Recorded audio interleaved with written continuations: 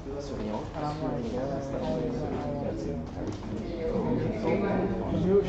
for coming. Thank you to everyone to be here on Friday evening with such nice weather. I'm starting to forget which day now after a few days of doing all the different events we have hosted and participated with many of you, and I will share what we have done in the last 2 weeks and invite you to engage with us to make many more activism and engage the society, and hopefully someday build such a social movement where people will think about what is their footprint in the society. Are we taking more from the society or giving back? And if we have been able to understand our carbon footprint, maybe it's time to engage ourselves as citizens to see what is our citizen footprint. With that, I thank my panelists for being here, discussing democracy in today's age, how if it needs to be redefined, and what kind of activism we can engage in with all the digital benefits, and how we can engage the technology to sustain our democracies. Professor Yves, thank you so very much. I insisted that he must come, so he had to come for 1 day from his sabbatical at Oxford. And Lucile Schmidt, thank you, sorry to make you run around and come and be here with us. Today we have good representation of friends. Omar, he's your PhD student, but Moroccan origin, so we get to have some of North Africa input as well. And Professor Claudia Roda is Italian, so you have to balance the French on the other side of the channel. Okay. And I will just go through some of the things that we, some of the events we hosted in last week or so. And to start, so this idea of empreinte civic, so in English we are calling civic footprint, but empreinte civic sounded much more eloquent, so we went with the French. And the hope is for us to create a calculator, and I'm inviting all of us to be in it, just like we have a basket of goods for GDP. How about if we create what are our civic values that are critical for us to sustain our democracy and build a society that is not just centric to human, but it's equally human, plants, animals, and the earth. And with that in mind, we have started this idea of empreinte civic dialogue with people, and each week we will come up with a phrase and put different ideas from around the world to build a critical thinking discourse on our civic values. And there are some of them that were also part of our panel discussions from Collective I, being it's not just a human, but human, animals, and the earth.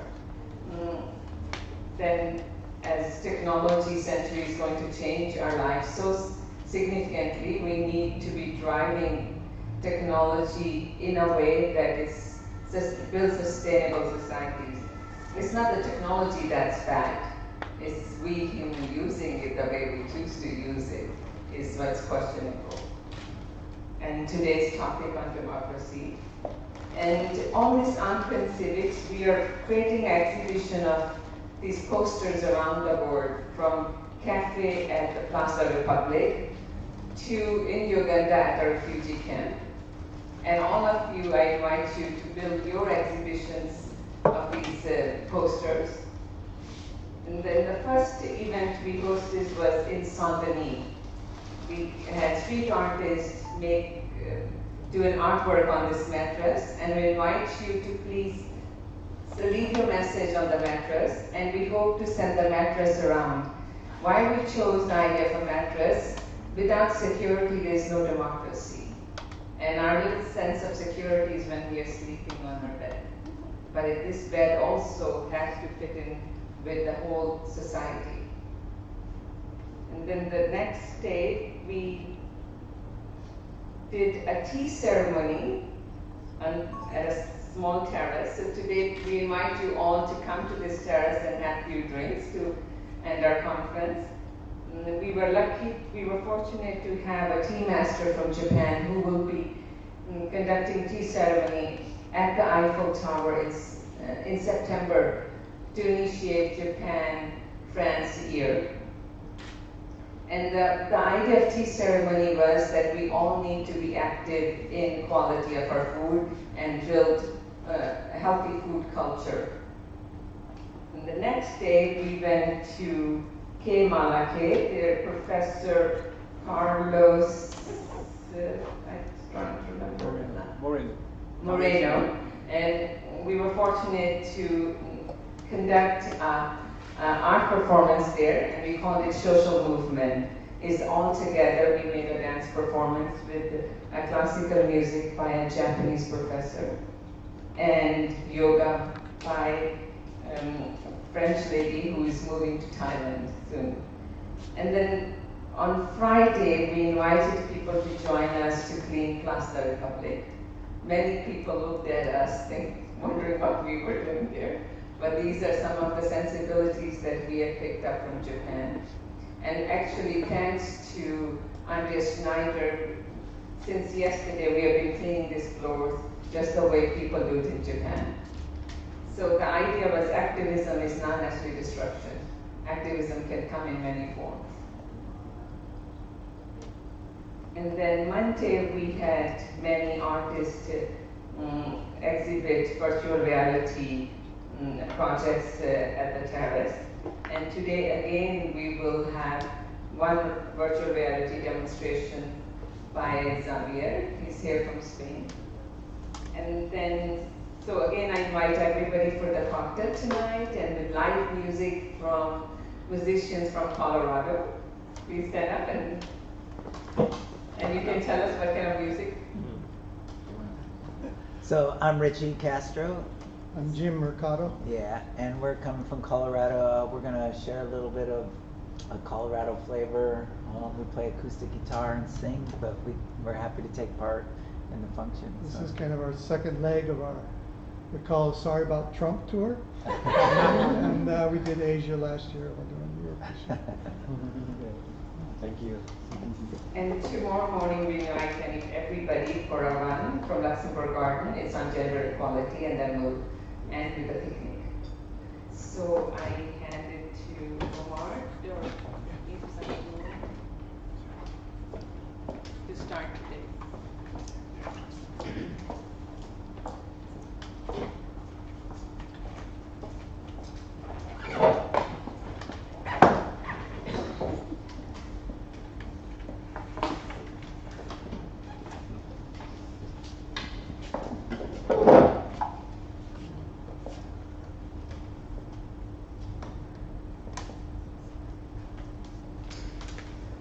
Well, thank you very much for this possibility of sharing a couple of ideas with you today. I would like to look back to the history. At least some of you, like me, have experienced the fall of the Berlin Wall, the uprising, Tiananmen Square, and it was at that time credible as the idea of Fukuyama wrote in 1989 that this was the end of history because it was a triumph of liberal democracy. Fukuyama wrote, I argue that liberal democracy may constitute the end point of mankind's ideological evolution and the final form of human government, and as such constituted the end of history. That is why the earlier forms of government were characterized by grave defects and irrationalities that led to their eventual collapse. Liberal democracy was arguably free from such fundamental contradictions. And a few years later, this seems still credible.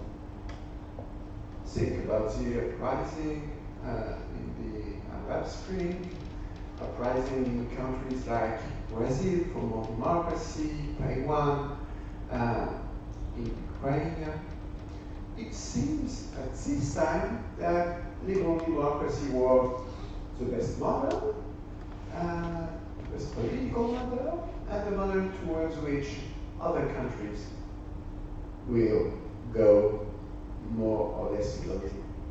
But then came also the discontent within old democracies.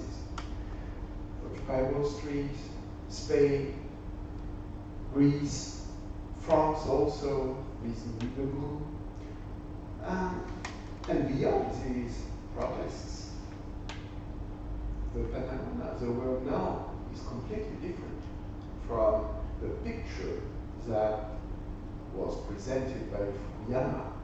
Think about the last events. I mean, Erdogan in Turkey, Modi in India, the election of Donald Trump in the US, and the idea that he has a very good relationships with a new strong man in Egypt.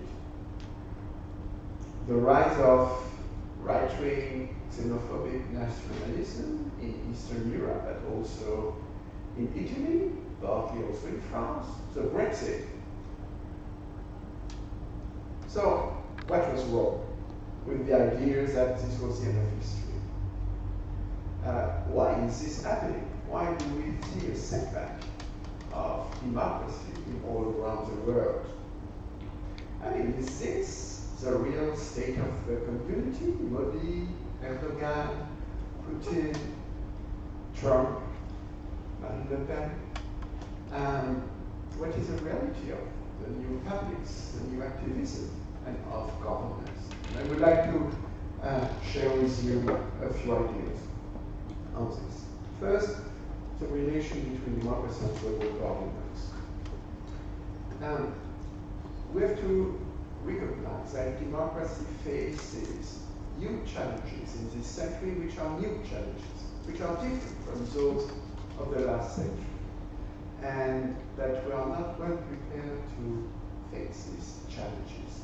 The first one is the economic and social model. We have seen both the crisis of the welfare state and a crisis of neoliberal democracy, but we have no credible alternative at that time, which could be the new model, sustainable socially and economically for the new century. The ecological crisis we have seen quite clearly is that the American way of life, the European way of life, is not sustainable, and is not sustainable if it is extended to the whole mankind. But we have seen also that it is very difficult to face this challenge. We see a new world order, which is very difficult for Europe, and I think also for the US. We have, at least in Europe, to understand that we live now in a multicultural society, that we are only part of the world, no more the center of the world, and this is also true for the US. And this is very difficult for a society which was used to be at the center of the world. We all know also that the margin of actions of states, at least of small or medium-sized states like France or Italy or Germany, is now not the only scale on which political action and democracy can take place. We see quite clearly that in Europe we have no real credible solution to articulate the local level, the national level, the European level, the global level, how to deal with this.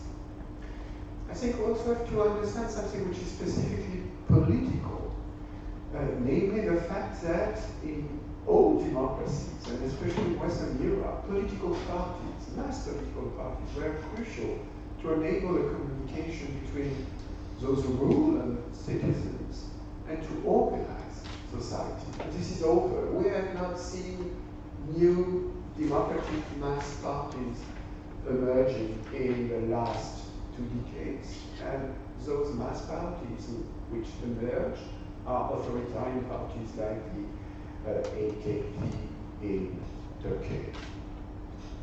And the last challenge, I guess, is the fact that society is quite different. Look at you, young lady, and look at me with my gray hairs. Our our way of socializing is quite different. And if you think to your parents, it would be even worse. Society has changed quite a lot. Internet is part of it. But the political system in most Western countries has remained the same. So it's backward compared to the evolution of society. And this is what I would like to stress today, although these challenges mix with each other. So, a French liberal intellectual and political activist in the 19th century, Benjamin Constant, made a comparison between the old and the new kind of liberty. Democracy point one, the Greek model was in small communities, and the new model was in large nation states. The old democracy, Benjamin Constant said, meant homogeneous morals versus the fact that the modern society recognizes pluralism. That old democracies were making the war all the time, but new democracies not. Peace and commerce. That the Greek used to have slaves, but in modern societies with human rights, slavery is no more accepted. That in all democracies, people could directly exercise their self-government power, which is not the case in modern democracies where representative government rule. And the idea is that in the old model, liberty was conceived to be active citizens, when in the new framework, liberty is to be let alone from any undue state intervention. In fact, it was a narrative which was not true, it was a myth, because the large nation states were also, for part of them, at least Britain, France, and other countries, also centers of empires. The fact of pluralism was restricted to Christian religions. Peace and commerce, I mean, we've had very aggressive countries and wars all the time. So human rights were not for everybody, not for women, not for black people in the US, but for outsiders in the colonies. Representative government was quite different from democracy, and in fact, a large part of what has been done in the two last centuries have been part of some claim for active citizenship, not only for it's good to be left alone. What is true is that now we enter a new age, democracy 3.0. The idea is that now we are a step beyond the national state, that in this globalized world, most of the challenges have to be faced at global level.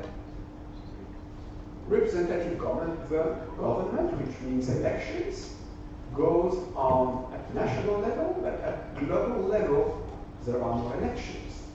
There is what international organizations, NGOs, and scholars call the governance.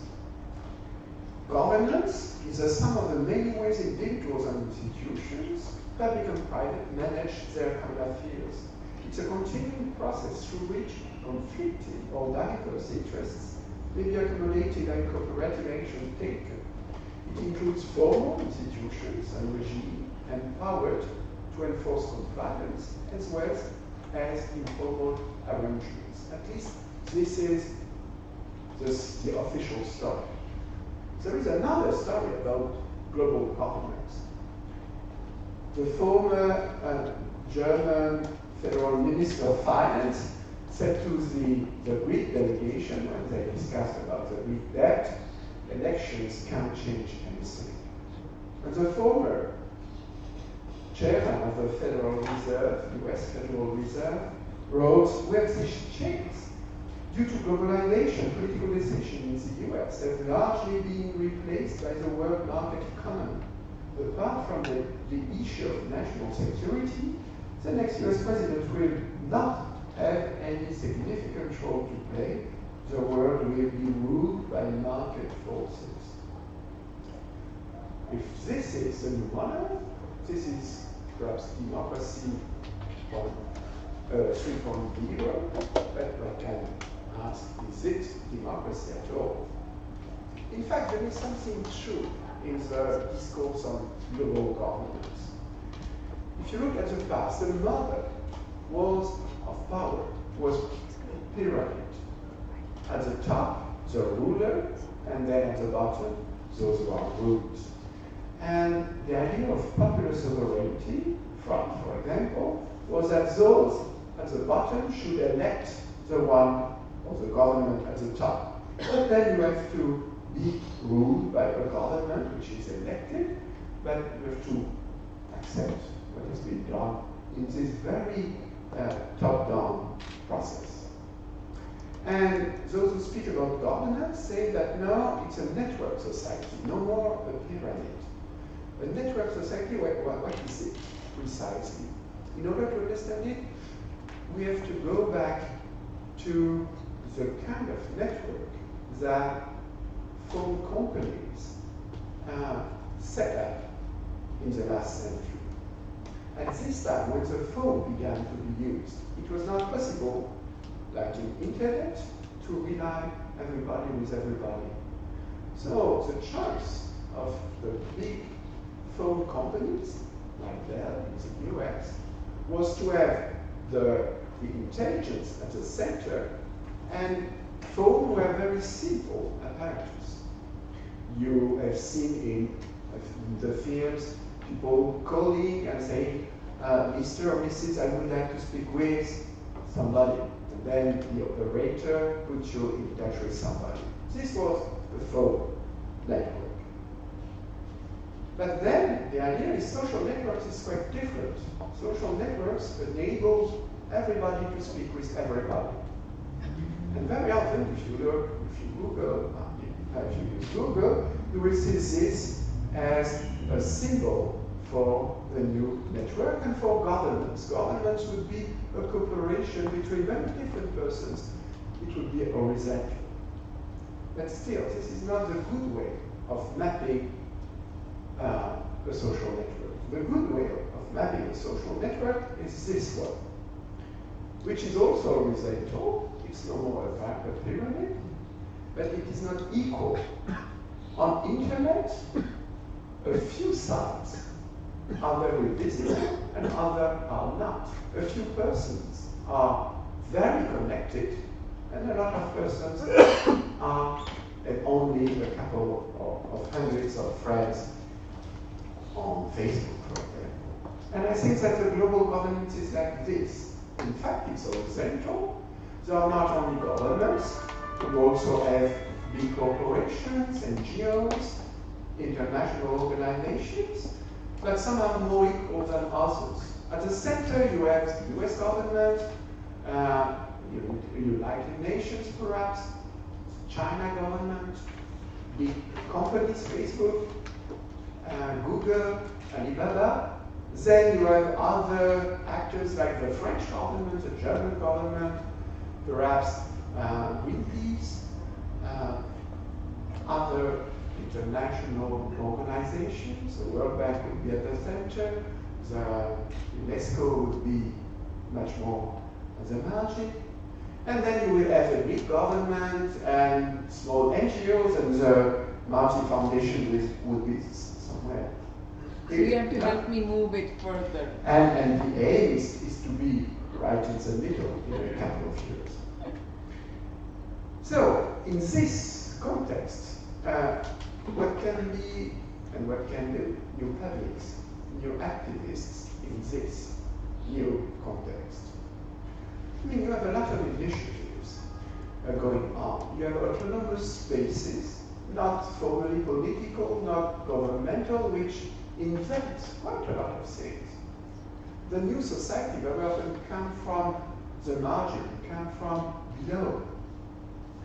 You have city networks, for example, for ecological transition, perhaps a network of cities who want to go on will be much more efficient than a lot of governments, not to speak of the US actual government. You also articulate social movements, protests, and institutional reforms.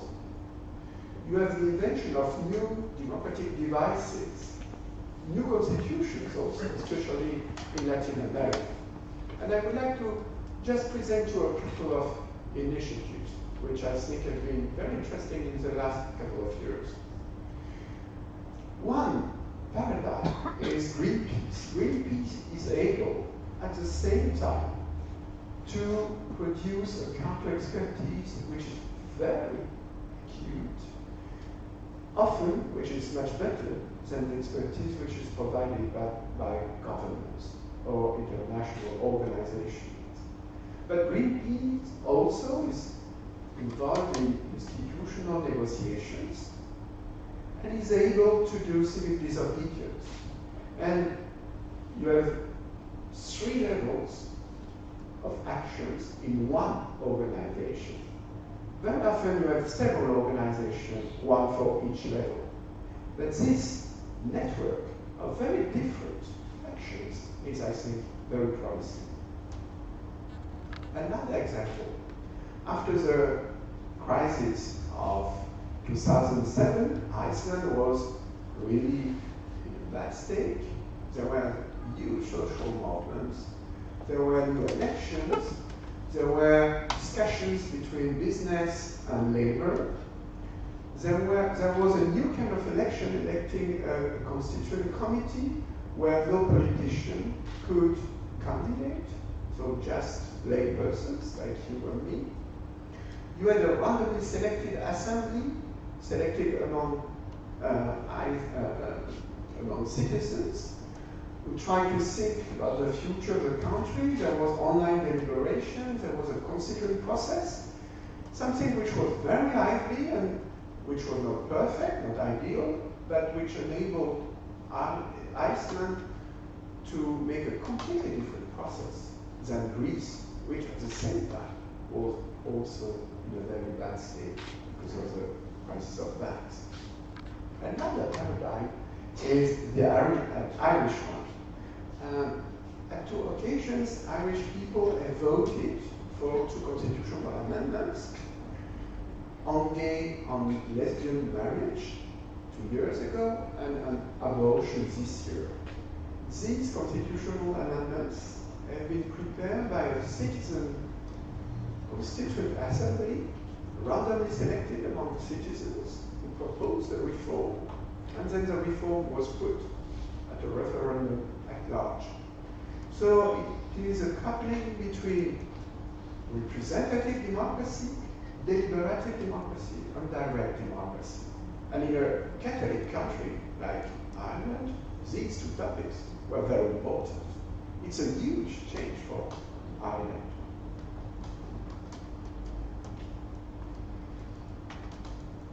And I think that if you look to the picture, one of the reasons why we have this crisis of democracy now is that our political system does not innovate enough. We have to invent something different from the past century, from what was invented at the time of the American, the French Revolution.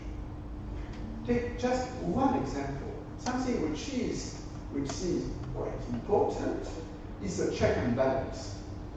The classical view of the check and balance was the legislative, the executive, and the judicial power. And when you live in a country like, say, Turkey or Russia, it's good to have a judicial power which is independent from the government. This is true. But is it the old story?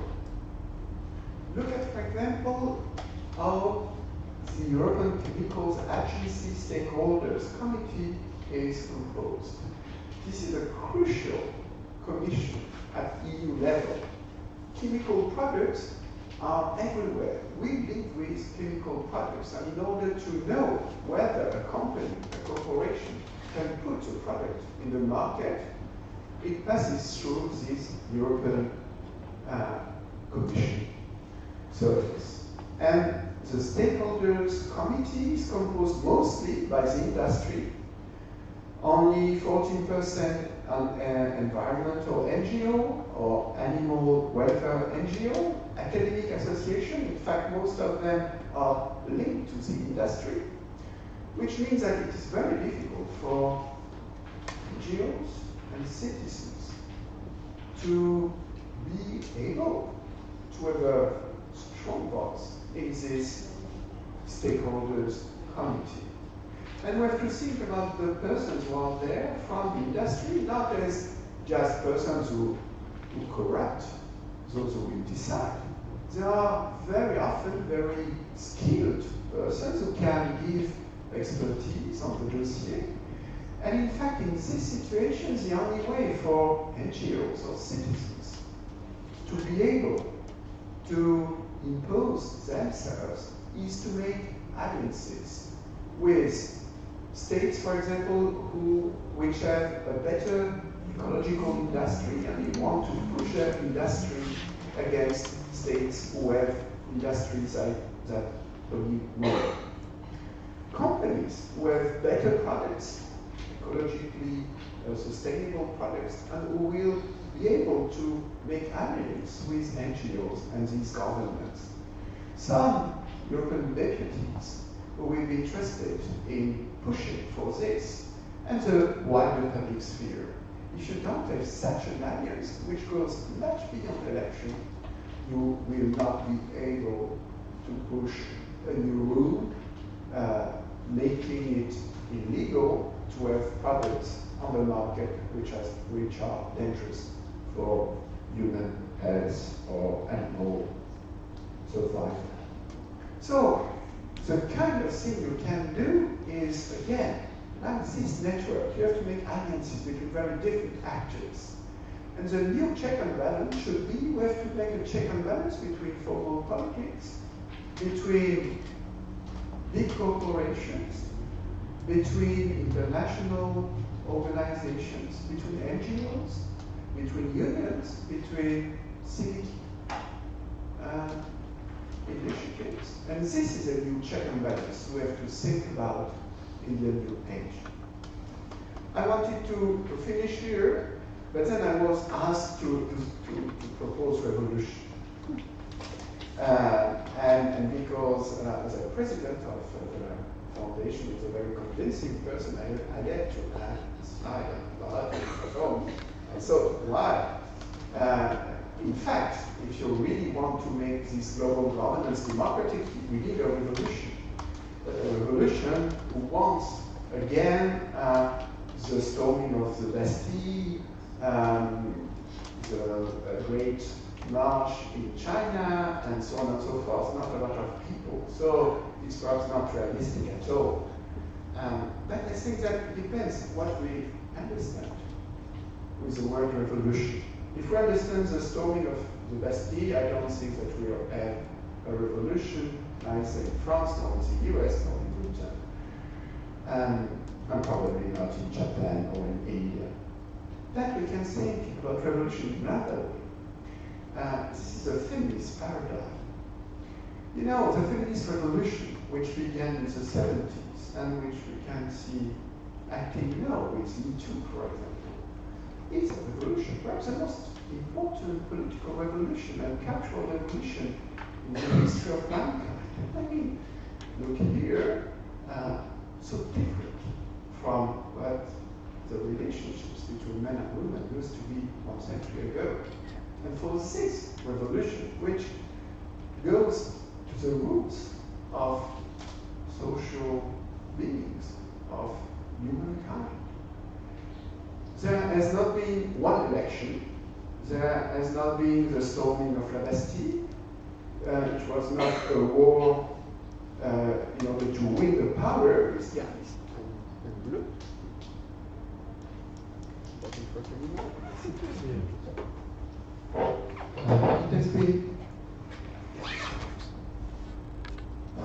It has been a revolution with very different actors. Again, a revolution with people in the streets, with the family, in fabrics, at school, on internet now with Me Too, but also people enacting new laws, new political parties who were more receptive to these ideas. So I think if we think about a revolution like this, then yes, we need a revolution, and perhaps we could be somehow optimistic, and somehow perhaps the project of the Marty Foundation can be explained in such a new revolutionary framework. Thank you.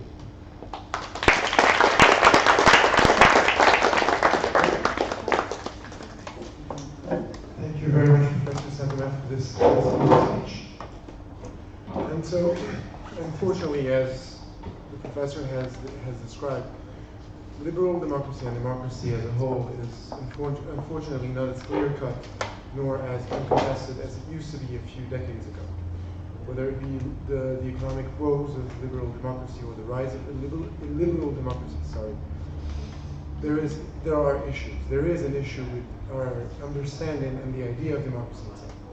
And that's why the discussion tonight where the four people in front of you will take part. So first of all, Mrs. Lucile Schmidt. So she's a politician, and she is the vice president of the Ecologique, a think tank, who will discuss about how checks and balances, how the issues with checks and balances could be, in a way, resolved at least partially by civil mobilization. Then Professor Sintomer will be back to discuss the challenges that such a digital mobilization and digital deliberation can encounter. Then Professor Roda will discuss how the digital age has changed democracy for better and for worse. And I will conclude this discussion before we give we have a round of questions by discussing civil conflict and how our lack of a full understanding of what democracy actually is prevents us from really understanding how civil conflict unravels. So I'll give the floor to Mrs. Schmidt.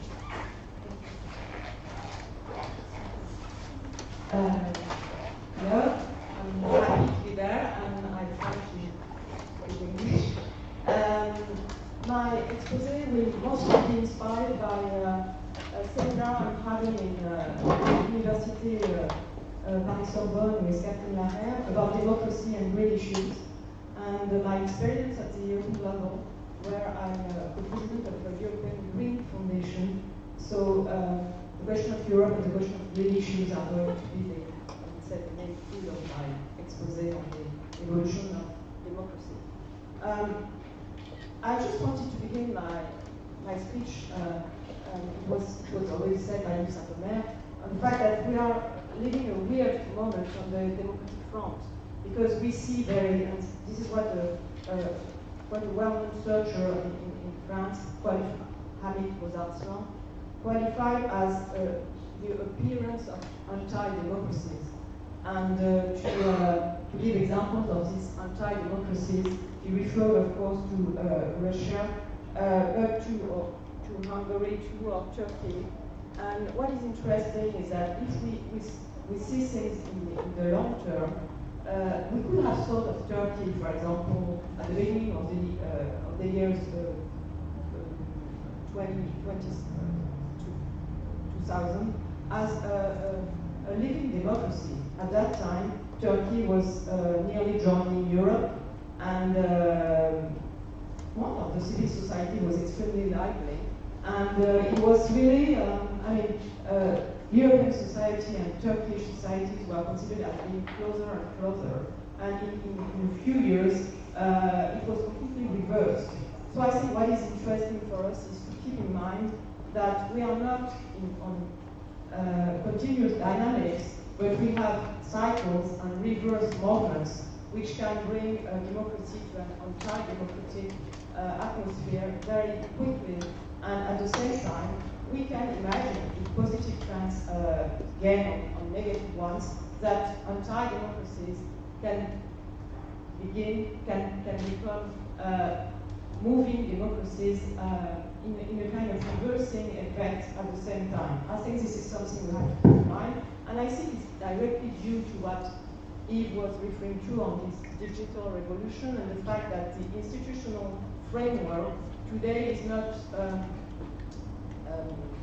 the main element to explain moving, the way societies move and the results of elections. I think that if we look, for example, at Italy, which is a very prominent country in Europe because it was a founder of the European Union, and it was pro-European for years, for 30 years, and it had become Eurosceptic in several years.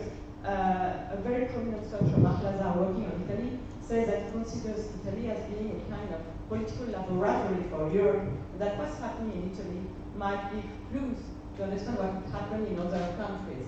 And what happened is that new movements were created, for example, the Five Stars movement, which in a way could be reproached to what Emmanuel Macron created with En Marche, because he created this movement, Five Stars movement, and Emmanuel Macron's En Marche were created on social networks.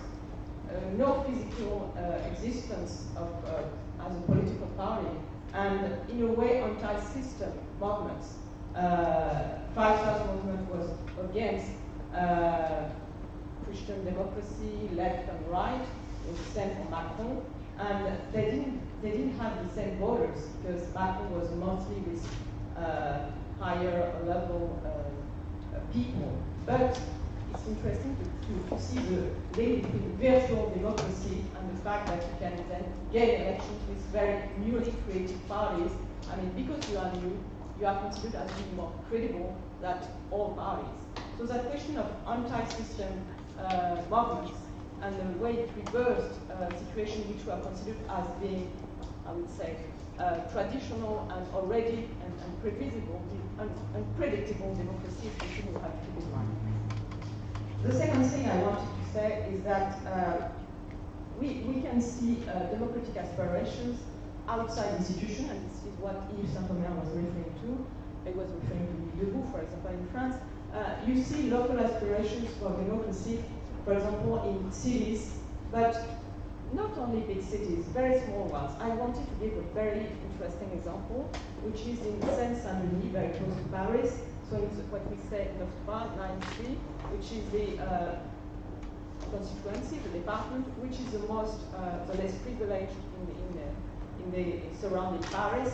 And there is a green mayor, his name is Michel Coquien. He was elected at the beginning of the 2000 years, and he decided that in this very, I would say, unprivileged suburb, he decided to have a very ambitious project, political project. And he decided to have it by creating NGOs, associations, and to give voice to the citizens. The city is only 7,000 people, so it was more easy than in a big city to have a physical link with people. And he managed to create, I would say, a political laboratory of green issues in the city, which was considered as being extremely difficult because there was a high level of poverty, a high level of migrants, and I would say no proper allies, because big cities around were considering that as you were small, you were considered as wanting money and not having ideas, to summarize things. And he really managed to become an example by saying that ideas were the soft power could gain against the power of money. So I think that the question of putting politics outside institutions and putting politics where you can consider people as being weak, because there's diversity, there's this cosmopolitan narrative that you were referring to, it works sometimes. And what I wanted to say after the second idea is that what we are confronted to is a divided societies. You can imagine revolution or part of the society, but what is really striking to me, and the example of Turkey, for example, is very good, is that you have 30% of people having voted for NG, who was the opponent to Erdogan, and here French newspaper was saying Erdogan is going to have a second round. He is going to be, he can't win at the first round. But he won, and it was not what we wanted, but it was reality. So we have, if we want democracy, if we want to face new challenges for democracy, we have to see things, I mean, in a realistic way, and consider that societies are highly divided between people wanting new democracy, the way you said, Yves, and people who want leaders, in a way, who think that authoritarian regimes are efficient, which is not proven, and which is certainly, which in fact is untrue, but who wants, as anti-system, big leaders. And this question of having to face divided societies seems to me one of the main challenges we are facing today. If we want to take into account green issues, complexity, the question of migrants, and the question of feminism, there is a strong aspiration to simplify things, which goes against sharing power and having counterpowers. And the third thing I wanted to say, not to be too long, is that on this question of check and balances, maybe it's too limited to see things in the institutional field.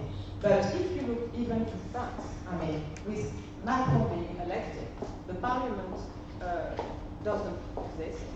I mean, it has a strong majority in the parliament, and new people have been elected, and they are extremely disciplined, this Macron.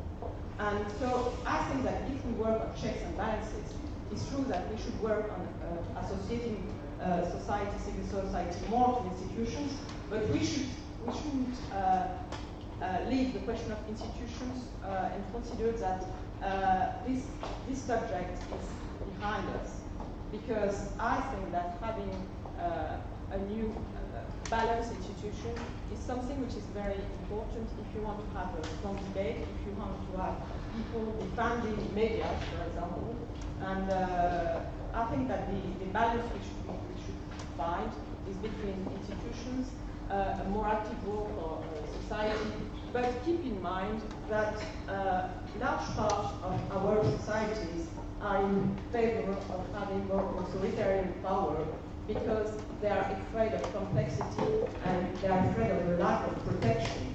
So I think that when we talk about democracy, we should first be able to debate with our opponents, with the opponents to the model we want to promote, and to be able to debate, for example, with populists, with people who are voting for extreme movements because they feel that complexity and globalization is not for people being unemployed, people being in poverty, or people having general weaknesses.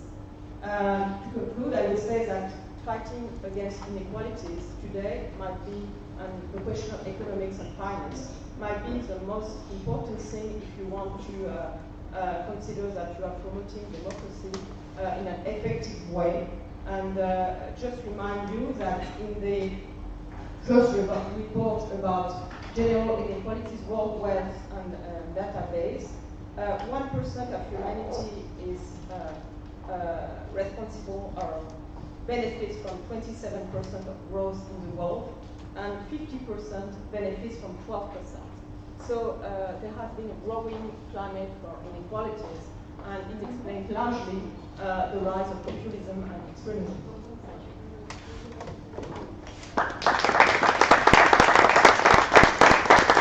Thank you very much, Mrs. Schmidt. Particularly interested to have introduced the idea of inequalities into our discussion. And then I'll leave the floor to Professor Sintomer to discuss how digital mobilization of people faces some challenges. Well, because I have spoken quite a lot, but first I will be very brief. The question which was asked was, is it possible to have a good deliberation online at a mass level in order to improve democracy? The idea of deliberation has been raised by German and English-speaking philosophers. The idea is that you have to have a good discussion.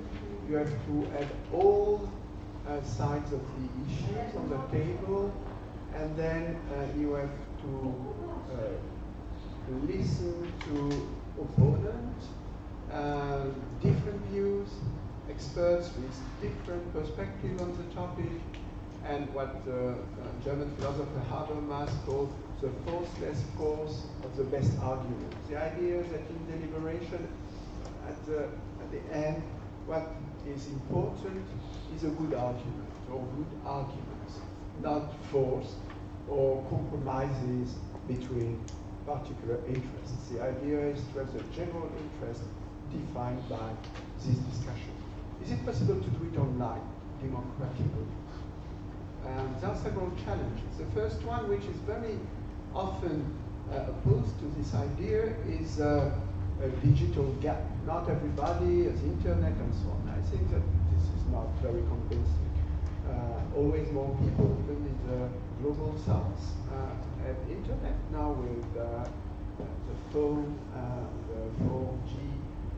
It's possible. Perhaps old people don't have internet, but that's not a big deal. Old people have so many ways of being influential in politics that we can just think that it's not that important, and that the young people who take part less in politics and who are more active on internet have a priority. The second thing is that in order to have a good discussion, you have to organize the discussion. You have to moderate the discussion, and we know this. Again, it's not very difficult to understand that it's not the best, it's not the most important challenge to discussion on internet. I think that one very difficult issue is how do you make a synthesis online? If you have only a couple of persons discussing, that's easy. But if you open the floor to hundreds of thousands of citizens who want to have their input, then how do you do? For elections, it's easy. Elections, you just have to add the different opinions, and this produces a majority and a minority. It's easy. We know how to do it. Big internet companies have their own algorithm to make it possible among thousands of sites to have, when you Google, to have the 10 or 20 most visible sites. And then after 1, 2, 3 pages on Google, most often you don't look. So which means that 1% of the websites are visible and 99 are not. There are algorithms to do this. They are a bit different by Google, by Amazon, by Alibaba, and so on, but they have algorithms which are technical, but which also have precise ideas of what they want to do. What will be the algorithm that will make it possible to do it democratically? We don't have it. We don't have it. Most often, when there is an online debate, those who will decide say, please,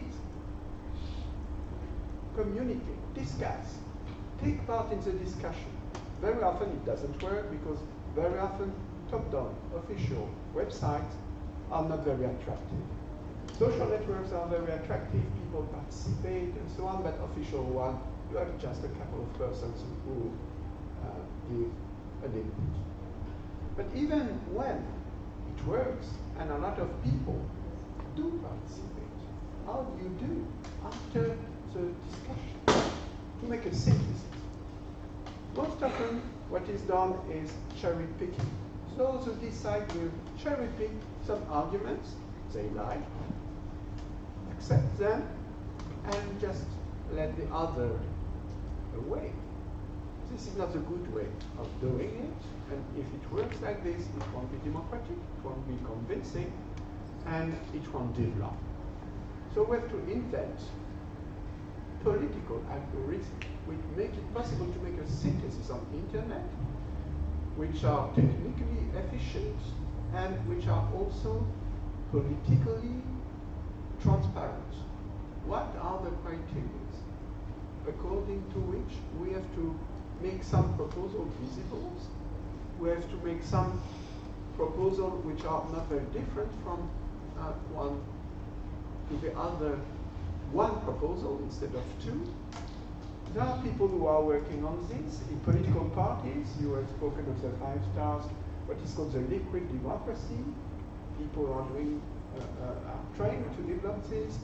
In Taiwan, a former hacker who became a ministry for new technologies is trying to develop this. You have mathematicians, informaticians who are trying to do this, but at the time we don't. And I think this is the main challenge. It's not a technical challenge, it's a technical and a political challenge. And I think that if we want to speak about internet democracy, beyond the fact that social networks are very powerful tools to help social movements, are very powerful tools to help political propaganda. If we want to use internet as a way of democratic deliberation, then we have to invent something like this. And I think that it won't be that expensive, but you have to put money and human resources and political reflection on this. And for the time being, in Europe, no government is really focusing on this. Thank you very much, Professor Sintomer. And I'll leave the floor to Professor Roda, who will talk about the challenges the digital age poses to democracy as an idea and as an approach. Okay. Thank you very much, Sonia, for this invitation. I'm happy to be speaking to you. I'm not too sure whether you can hear me or not. What I'm going to talk about, and thank you very much, because I think all the things that you brought up are exactly going in that direction, is starting from some headlines. And I think in the last few months, we have seen all of this coming up more and more, and often talk about cyber armies and bots that take over and so on. And I think what is important is that there is obviously a very large set of positive for digital technology and a very large set of negative for digital technologies, and the list could be incredibly long. But what we certainly don't know is we haven't really understood. I think there is a problem with the. Okay.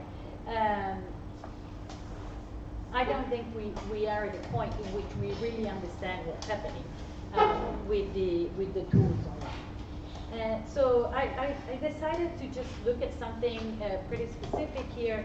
I want to look at how digital tools are used to control narratives, and as we look at it, we try to understand what happens when we use these tools. I think this came out in one of the discussions just a couple of days ago here. We can look at the sentence which is in the description of this panel and taken from Gramsci. The old word is dying and the new word struggles to be born, which continues. Now is the time of monster. And I think our reaction most of the time to the digital technologies are, oh, it's beautiful, or this is monster. And we need to come to a better way of deal with the changes that are taking place at the moment. I'm taking an example, the growth of the populist movement. And the populist movement has been growing for some time now. If this chart went on a bit longer than 2010, we would probably see a growth even faster than what is there. And the reason for the growth of populist movement has been initially fundamentally attributed to economic factors, and more recently the research is showing that in fact there is a cultural component which is very important, and there is a shift also toward the discussion of cultural choices. So for example, the LGBT rights, abortion, immigration, and so on. I just show you one of the many studies here, where Kaufman has looked at what people considered as most important in the American election and in the Brexit. For the Trump election, what you can see here is that those who gave a score of 10 out of 10 to Trump considered that the most important issue was immigration. And those who gave a 0 score to Trump considered that the most important issue was poverty and inequality. So in the populist choice, there is a important cultural factor. And the same thing happens with the Brexit. Those who voted for the Brexit mentioned immigration as the most important factor in their choice. So why do I bring this up? I think the cultural backslash is guided by narrative that circulate more and more and become stronger and stronger with circulation. And this is where, in a way, digital technology is having an impact. Perhaps not as strong as the impact that we think it has, and perhaps not always in the form that we think about it. But here, what you can see is a study on Twitter. And Twitter is magic because it's very easy to study. It's open and you can very easily collect information on what's happening on Twitter. And the estimate is that about 15% of the tweets come from bots, so non-human. And here you can see that there are three main reasons why people may want to use bots. One is to have follower bots. These are just used to increase the following numbers of politicians most of the time, right? That instead of having 10, you suddenly have 100 because 90 are bots. The other way is to create roadblocks. And roadblocks are basically bombardment of hashtags, so that an hashtag that is not favorable to you is no longer recognizable and no longer usable for your opponent. And then there are propaganda bots. And propaganda bots actually mimic humans and send out information which may or may not include fake news, but it's information in one direction or another one. I think what we need to understand better is this effective? What is this doing to the conversations that are happening and that actually may or may not swing the vote? And here is a study that looks more in depth at two types of behaviors of vote. One is reply and another one is rebroadcasting. And what you see at the top, you see replies, and on the left, you see the bot's behavior, and on the right, the human behavior. And you can see just by looking at the two charts, they're fairly different. And what is happening there is that bots reply to bots. They talk to each other.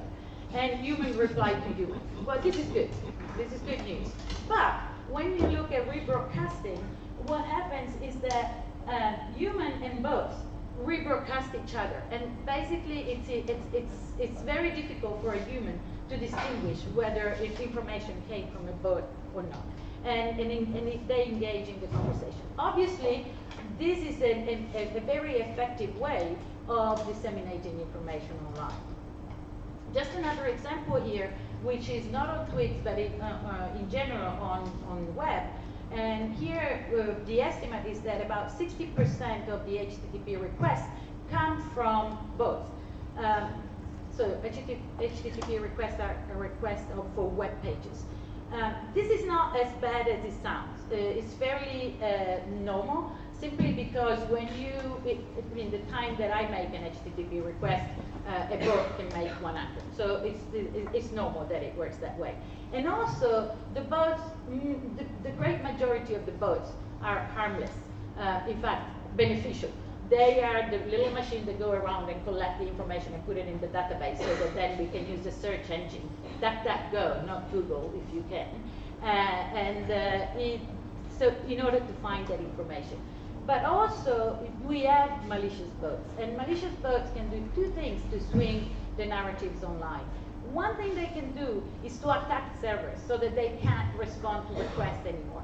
The second thing they can do is to is identity theft.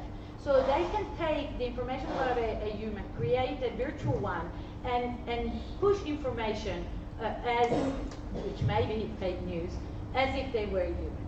Again, the question is not so much, is this possible? Yes, it's possible. Is this happening? Yes, it's happening. But what is the impact really of all this?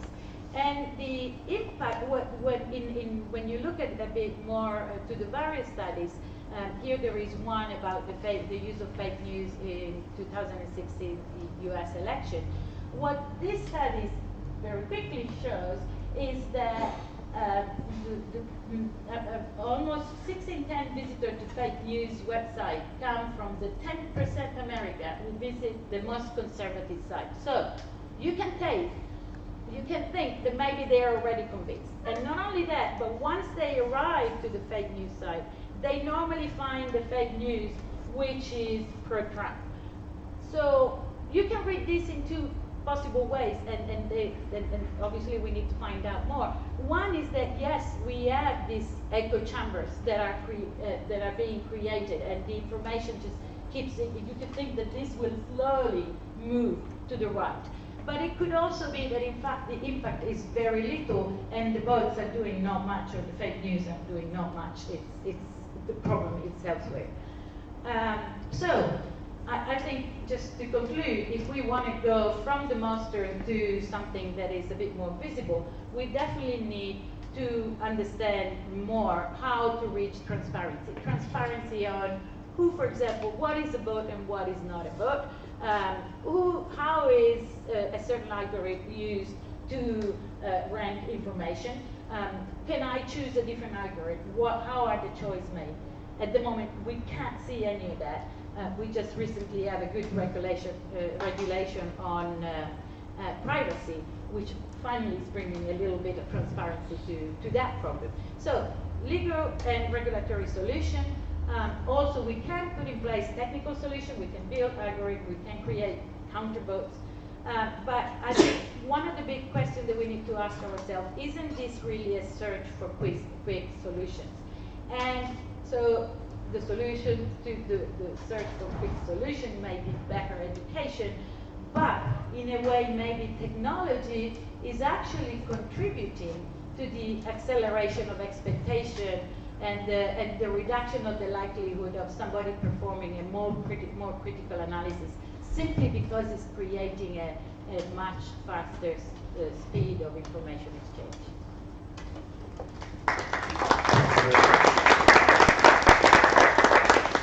Thank you very much, particularly to have confirmed the importance of the Turing test to make sure that we're not robots. So, I'm the last speaker, and as you may have noticed, we have been ranked by order of pessimism, since I'll be talking about civil wars. So my topic is to discuss how our understanding of democracy as a whole concept, thank you very much, is paramount to our understanding of civil conflict.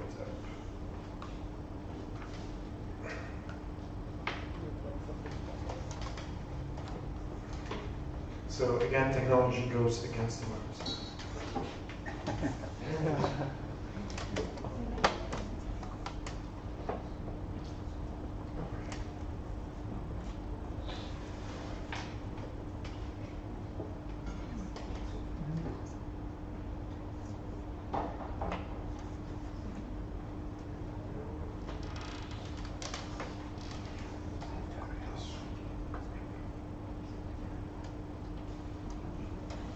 My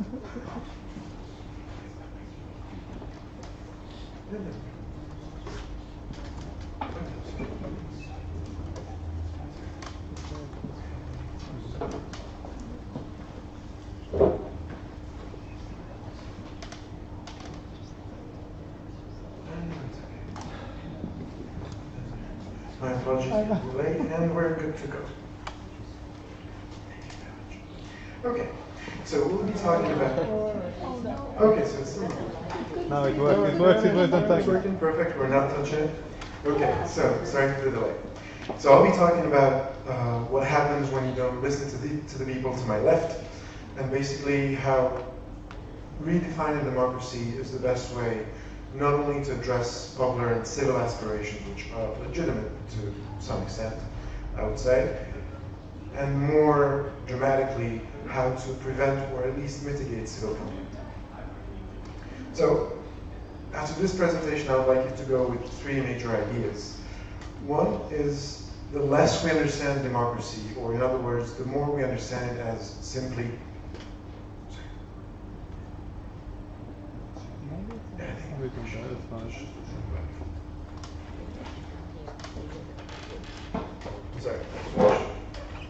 So, the more we understand democracy as merely a system of voting, the worse it is in terms of understanding civil conflict. The second point is we have to expand our understanding of democracy to include as well the promises of liberal democracy, a better life, an answer to popular aspirations. And my third point is, it is possible to some extent to quantify what we're talking about when it comes to conflict and political science. It will not give us a clear-cut answer right away, but it will point us to the right direction. This is why my study has been quantitative, and though I will not be speaking about algorithms per se, I'll be using a few of them. So, I will introduce the 2 hypotheses that I worked on confirming quantitatively. We will then discuss how we can work on defining a new idea of democracy, which is a bit larger than just voting.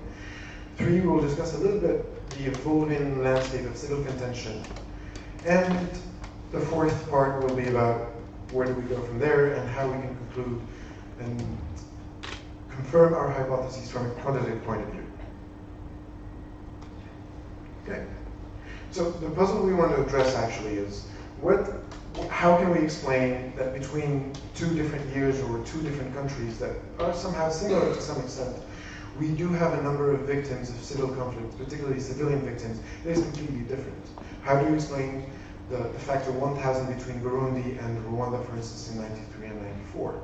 How do you explain the difference between Mexico and the Chavez Rebellion and the civil war in Colombia?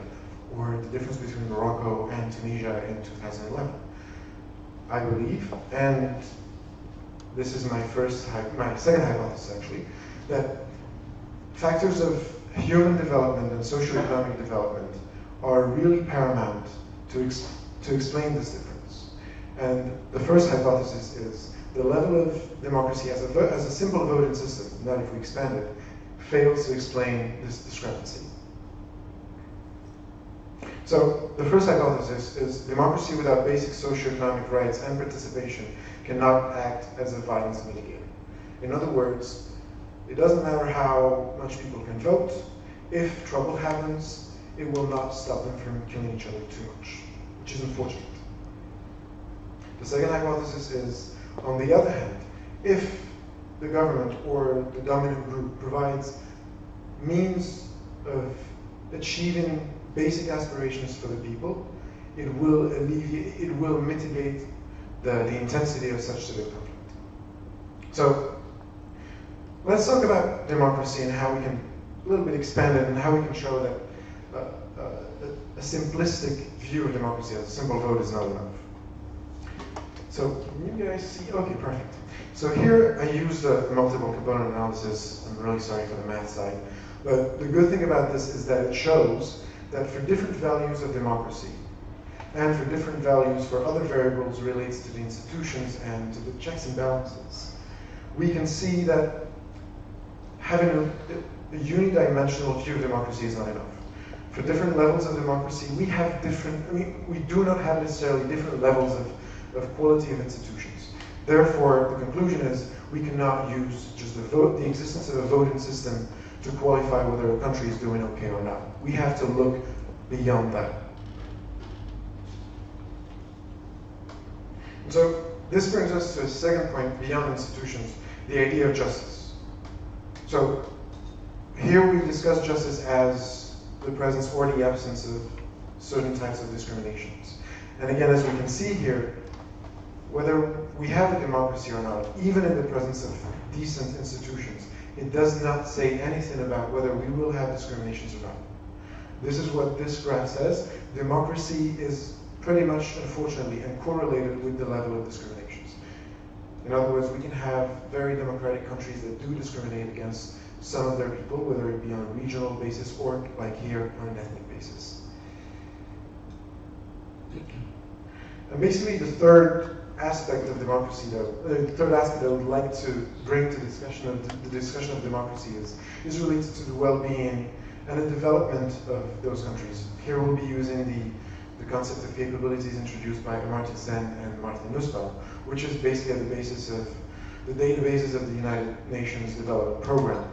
And it shows that, like for discriminations, the level of democratization and the quality of the institutions we have does not necessarily correlate with a decent life in terms of education, in terms of the absence of inequalities, in terms of healthcare and so on.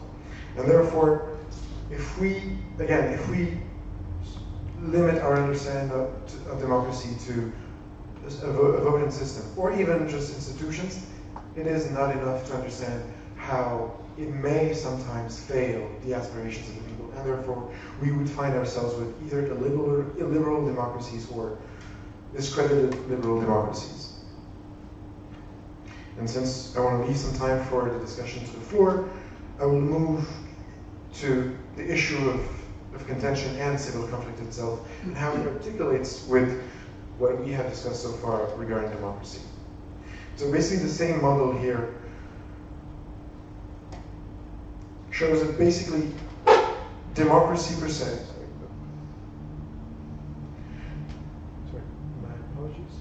democracy per se does not decide whether a civil conflict will be very severe and intense in terms of numbers of victims. We can have a very severe conflict even in a quite well-functioning democracy if the institutions are not there, if the well-being of the people is not there, and if discriminations are existing. On the other hand, we do find a more interesting correlation between certain levels of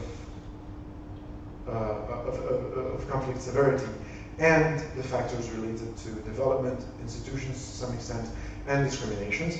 And I will conclude by pointing to quite an interesting thing here. Basically, on the cloud side of the plot, you have moderate conflict, where the number of victims is moderate, medium, average. And we mostly have factors related to development. Whereas if you have a look in the bottom right corner, the maximum of civilian casualties in a conflict is usually correlated with cultural discriminations. As in, the more we discriminate against the most basic rights of people, which is basically to exist as who they are, the more intense the conflict will be. And therefore, I will conclude by the simple sentence, do not piss people off too much. Thank you very much.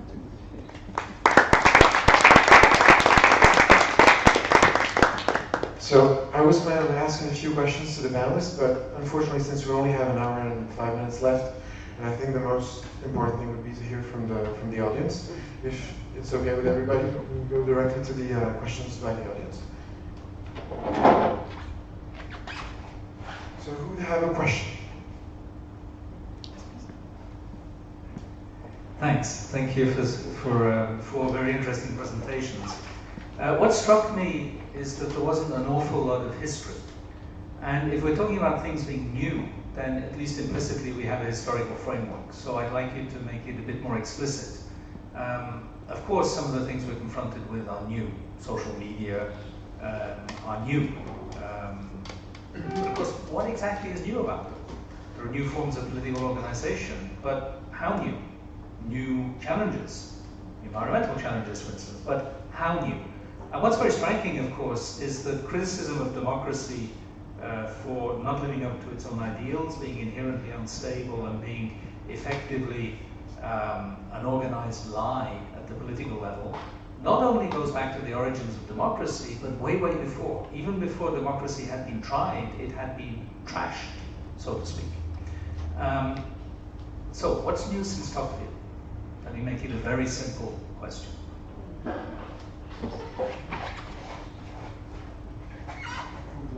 Who would like to? Four of us. So, okay, so then I will speak maybe as a politician, and I think that what is new in politics is certainly the fact that there is a real plasticity, and that with what has been said about social network, for example, you can see that these short-term issues and the fact that you can change your project is certainly something which doesn't help to settle confidence between politicians and civil society. And this is new. I think this absence of continuity in the program it existed before, I know, but I think it's new in its reversibility, and it's in the way you can say something at 1 minute and maybe try to say something else in another minute. I think the tool of social network has changed the rhythm of democracy and has increased a lot the question of plasticity of politicians. And then I think that the question of the program and the contents and the where is politics or where are politics is new, because in a way we have been talking about algorithm, we have been talking a lot about the way we can meet with civil society, but we didn't talk a lot about contents. And I think the place we should give to contents is really, I think it's a new thing. And then I would just say one thing about your hypothesis is that thinking that a high level of development is going to prevent ourselves to have wars is something in terms of history which is not true. I mean, we had a high level of development in Germany, we had a high level of development in Italy, and a high level of technocracy helped to build to make the Shoah exist. So I think that the question of technocracy and the question of history and the way we articulate history and democracy and technocracy is just in front of us. You can say it on Burundi, but you can't say it on Germany. This is what I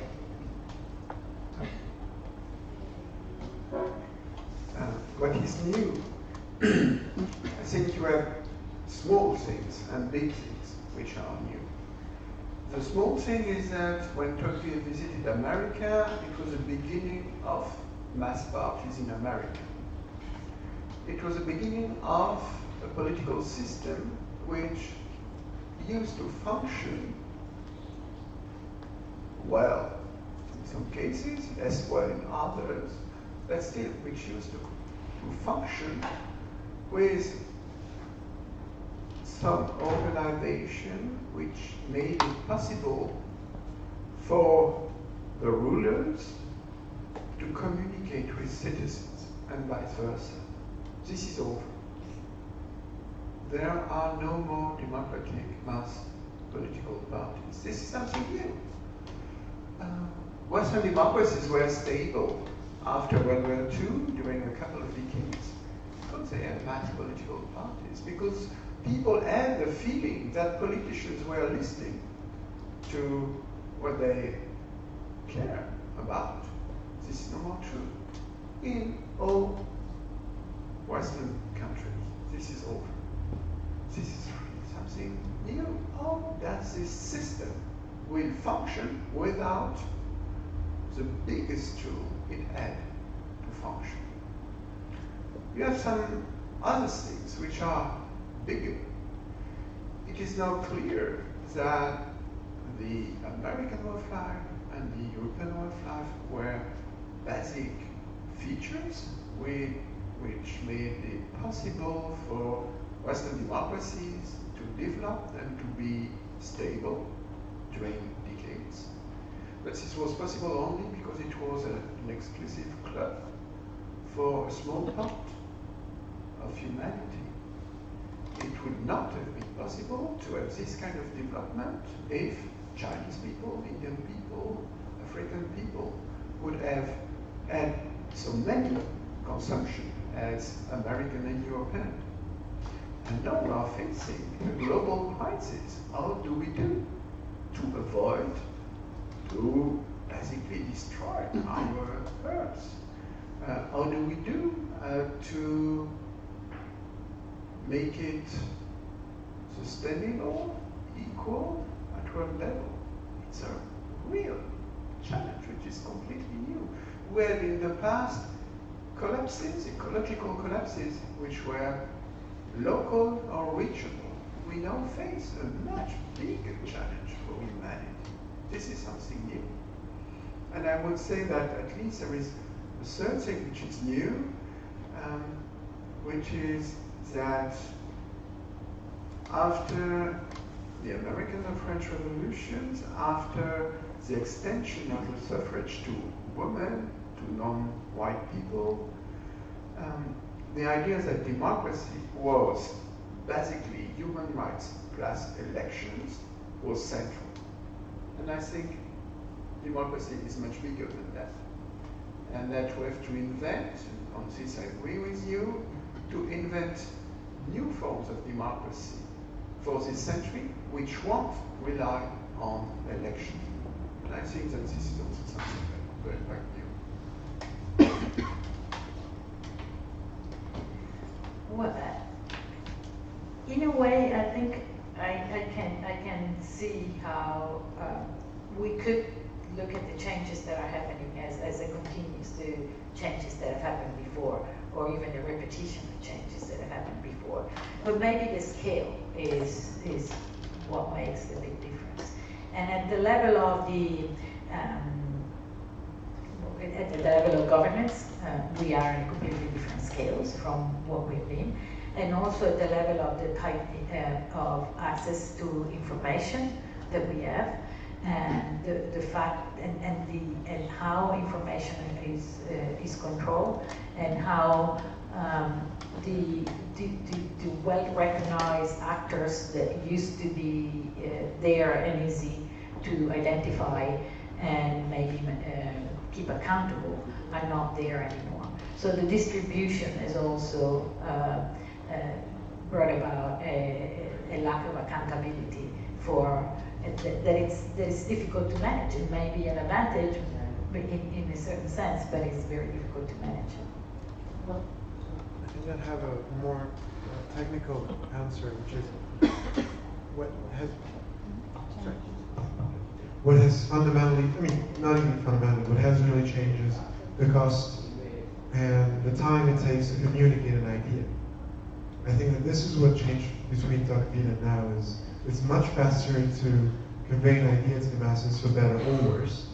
For instance, the fire talk of President Delano Roosevelt in the 1930s wouldn't have been possible before, and therefore probably the response to the economic crisis of 29 wouldn't have been possible before. So I think what has changed is a matter of the greed-on nature of our capacity to communicate political ideas.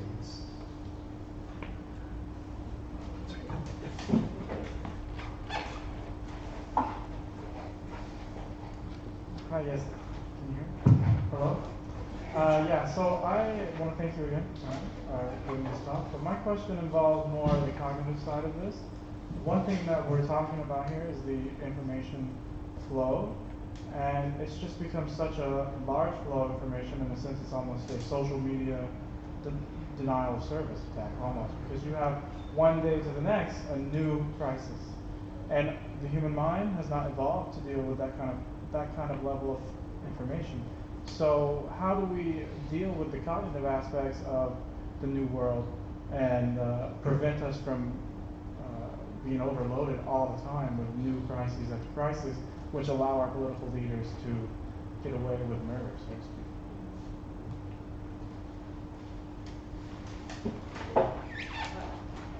think there's been lots on the attention economy, in fact, on the fact that attracting attention is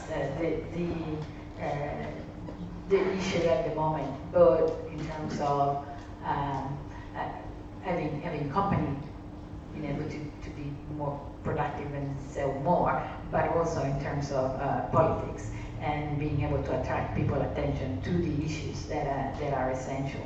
And the way in which the internet at the end has influenced this is significant. And certainly what we need to learn, and we haven't learned, and again as part of what the education that we need to get to as a society, is how to allocate attention, not only as individual, but as a society, as a group.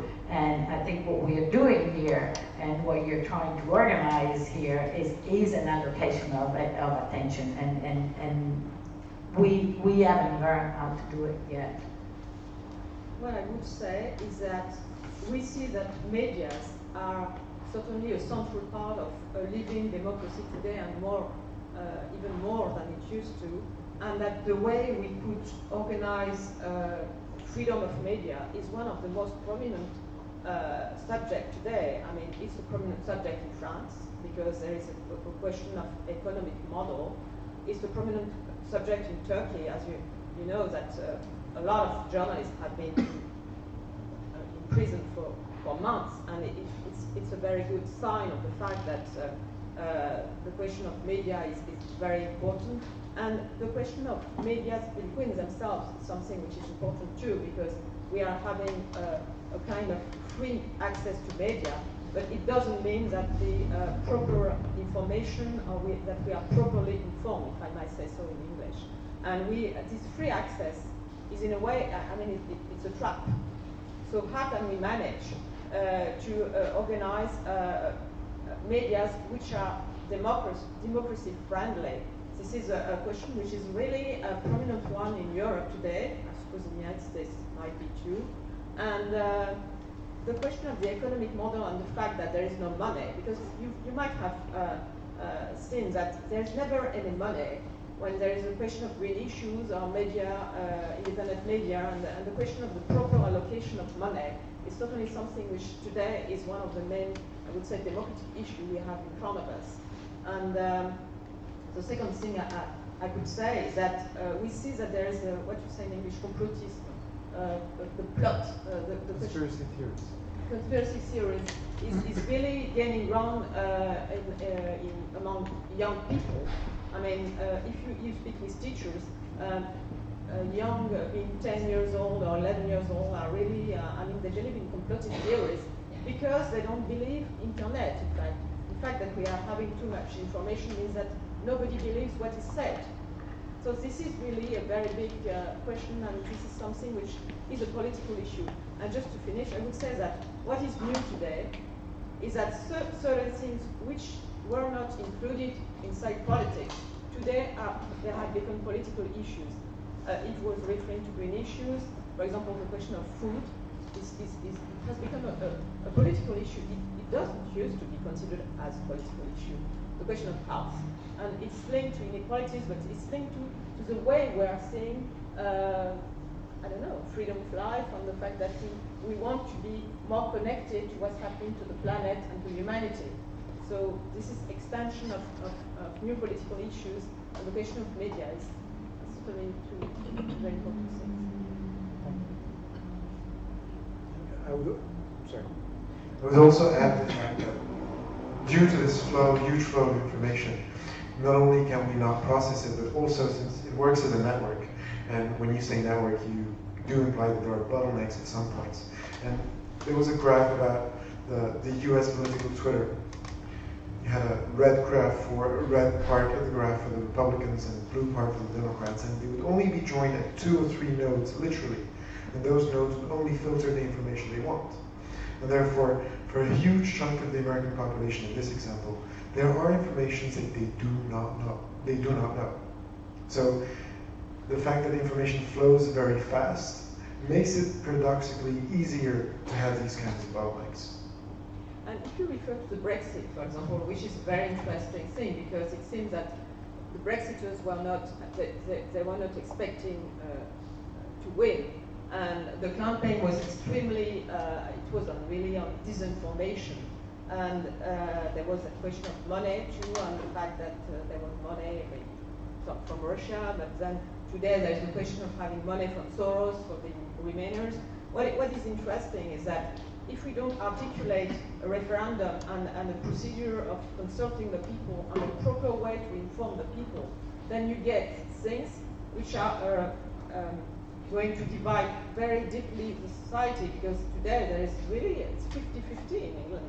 And I think it's really due to the fact that there were no rules for informing people. I mean, there was a referendum, but no proper rules to control the fact that things like saying that European Union doesn't allow you to recycle the tea bags or things, or is going to say that bananas should be on that size. That kind of thing was part of the campaign, and there was nothing, no way to control information and to make it true. I think that's.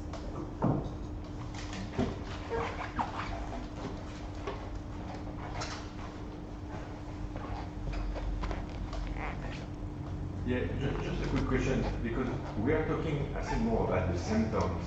Like, we might want to fix democracy, we might want to fix the media and things like that, but if you take Trump didn't create the populist people in the US. It was a kind of populist movement that came and that elected Trump. So isn't it the real question is that how do you avoid people to become populist? I mean, those people have always been around, right? I mean, like, nothing has changed, if you want. I mean, the same people. What at some time in the world, sometime in history, right, the populist movement come up, and after die down and come up again. So what is the reason behind that? I mean, like, a lot of people say it's about 2008, right, the financial crisis, and not everybody kind of like benefited, and usually the people at the bottom actually were really hurt by that and didn't grow after that, while all the other like kind of went up and recover, right? So isn't it the problem not to say, oh, we want to change the way democracy is run or how people are elected or the media, right? Because if you look at the media in the US, right, the media is also the problem, right? And you cannot stop Fox News, right, to be different. Fox has the opinion of the populist people. It's probably what Trump used to know what he's doing. Does it fit what people like or not, right? You cannot stop Fox News. You cannot say, oh, you are not the right guys, you don't provide the right information. So isn't it a problem more than just trying to put rules or change the games, right? And more trying to fix what is the problem. Why do people become populists?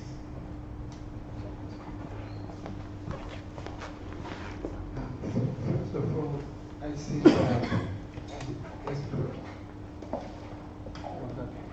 yes. Thank you. First of all, I think that I disagree with the use of populism word. I think that as it is used now, here, in our discussion, it is meaningless. You have to precisely define what you mean, otherwise you just put together movements which have nothing to do among each other. You can, for example, put Podemos in Spain and Urban in Hungary on the same box, populism, with the idea that these persons look or listen to fake news, are opposed to migrants and so on. It doesn't make sense. You can put together populists in America at the turn of the 19th and 20th century and Trump populism. So I think we have to be very careful on this notion. The French philosopher Jacques Rancière says that the use of this word, which is very most often used as a critique, is also a word which tends to say that the people are not reasonable and that elites are more reasonable than the people, so that you don't have to consult the people that much, otherwise you will have bad outputs, outcomes.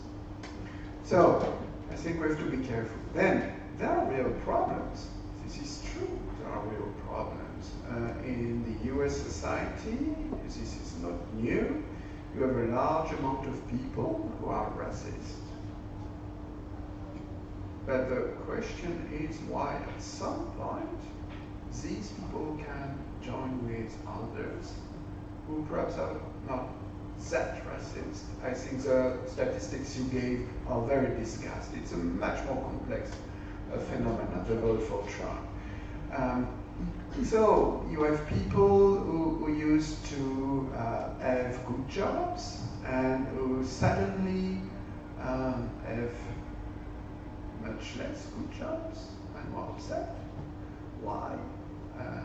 You had people who were more in touch with politicians and now who have the feeling that politicians are so far away that they don't listen to the people. When you look at the statistics of the political trust in the US since the 50s, it's really impressive. It's not like that, it's like that.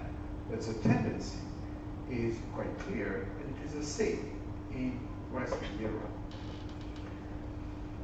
You have to understand that the US politics has changed completely because of the flow of money in politics.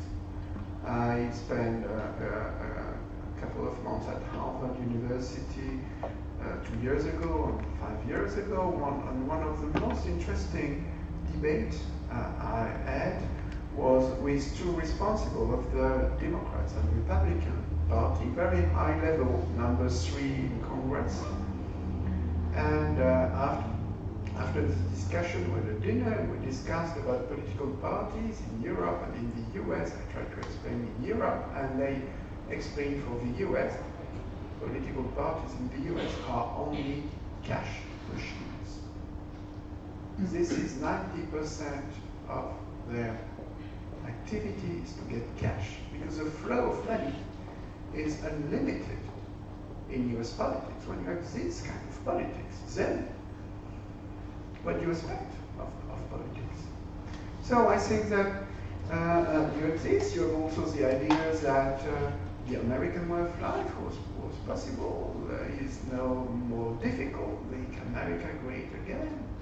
But if you make America great again alone, it will be difficult, and if you accept that Chinese people, Indian people, and so on, live like American people, and the Chinese middle class, Indian middle class, the Latin American middle class are fascinated with the American way of life. But if all the middle class, if all the world do like American, then we'll be over for, I mean, we'll have not 2%, 2 degrees more at the end of the century, but 5, 6, 7. So all these questions are structural questions that we can't use to the bad people who are populist. In addition, I want to finish with this. Then, if you look at the electorate, the shift is not that huge. Most people who voted Republican, and most who voted Democrat again. The shift is not that huge. But the shift is especially important among, say, the white working class. There you have a shift, which is important.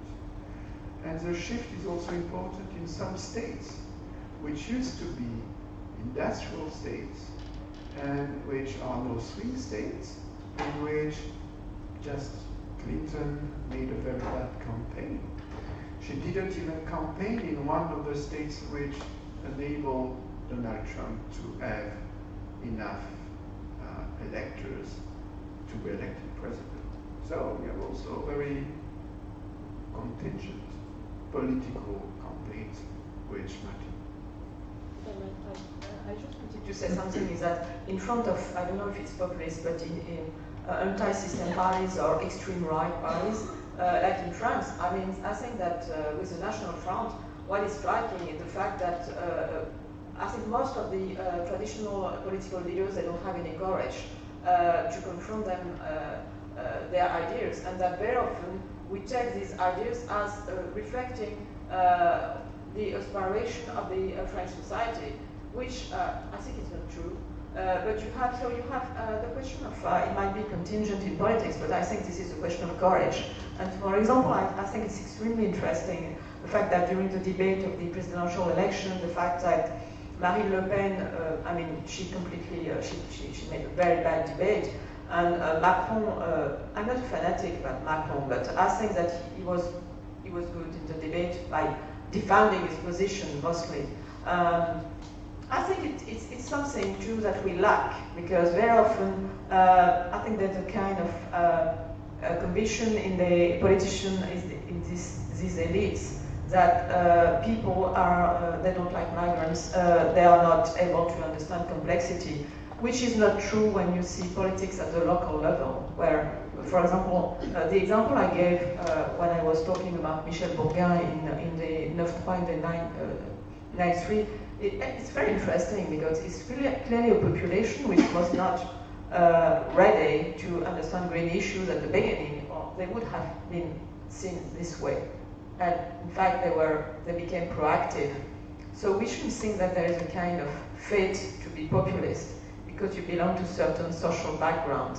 The question is mostly the fact that we should fight populists with much more courage, and that it's certainly something which, I mean, there is a big lack of courage and psychological ability to fight in the among politicians.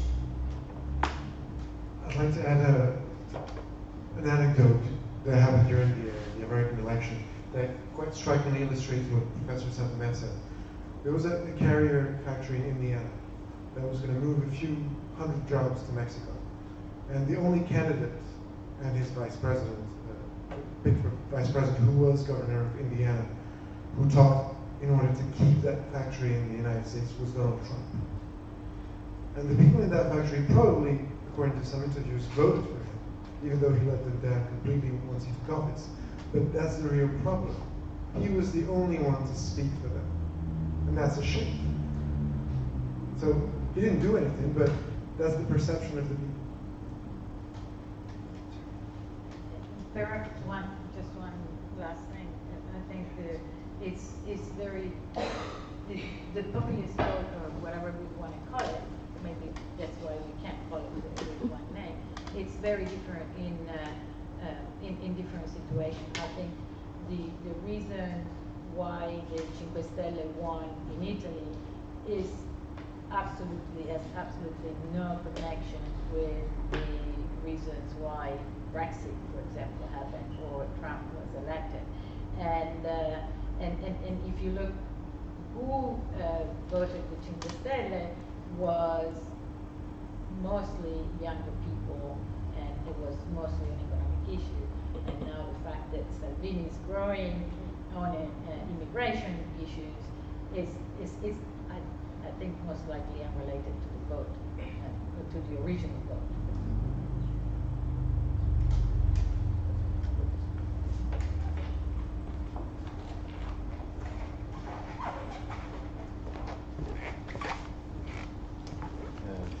Firstly, thank you for the presentation. It was complete and tentacular, so thank you. I remember well, Marie Curie, she said once that we have the propensity to focus on what needs to be done and forget what has been accomplished.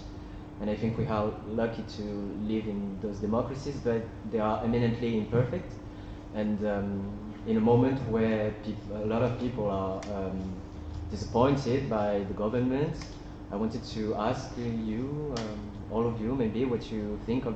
Can you explicit the roles of the citizens, what they can do, what they can accomplish, and the relation with the governments and the institutions, and how they can maybe have an influence? Or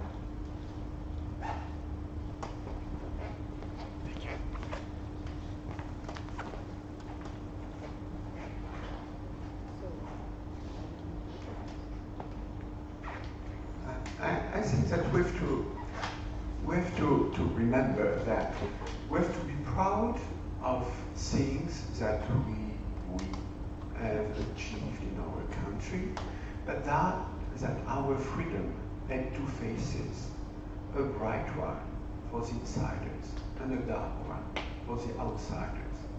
Our countries have made quite bad things also, and the price of our liberty was a non-liberty of others during decades, probably centuries.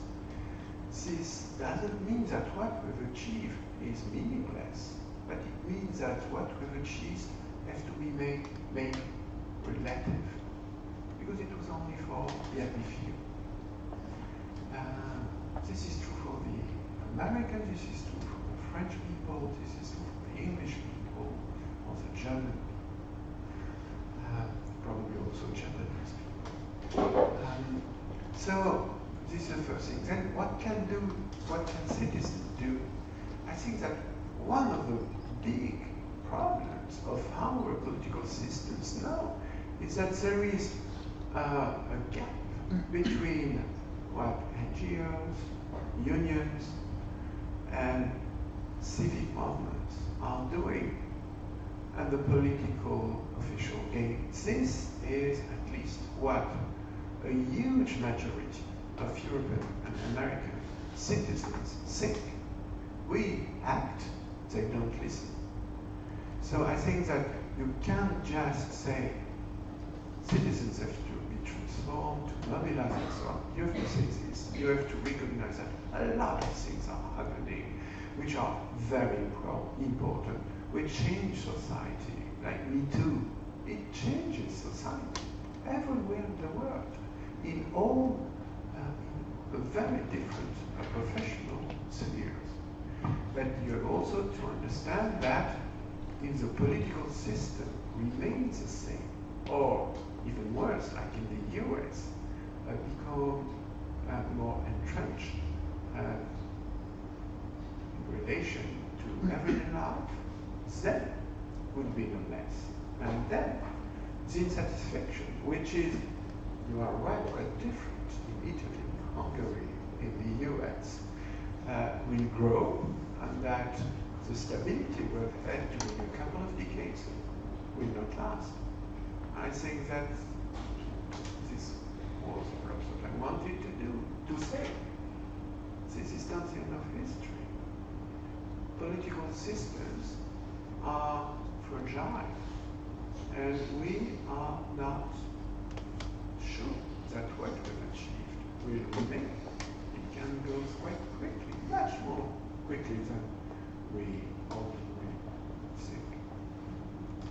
Thank you. I would say two things. I think we should work on conflicts of interest, and this is not by chance that this field is totally absent today in the work of our parliament, because the question of lobbies and the way they can get relations with our MPs is certainly a subject of concern. For example, you might have known about the fact that during the discussion about the law project on food, one prominent MP, Delphine Bateau, who used to be Minister for Green Issues, she discovered that an amendment she wanted to put in the law was given to chemical lobbies before being given to other MPs. So that question of conflicts of interest is something which is really a huge one. And the second thing I would say is that we should decide that there is no reserved subject for citizens. I mean, everything concerns citizens, which is not a natural tendency, at least in France, which is the country I know the best. It seems that complex subjects are for the state or for politicians. For example, on energy, the question of nuclear issues, and Yves was referring to that about Greenpeace, is something which is considered as being too complex and too strategic to be for citizens. And what is interesting is that in the last 2 years, an institution in the state, Cour des Comptes, so accountancy, what you say, I don't know, a prominent institution of the French state, and at the same time Greenpeace and another NGO, they delivered work about the price, the cost of nuclear energy, and they go in the same direction. So the question of citizen expertise is something which is really something to be considered no reserved subject for citizens.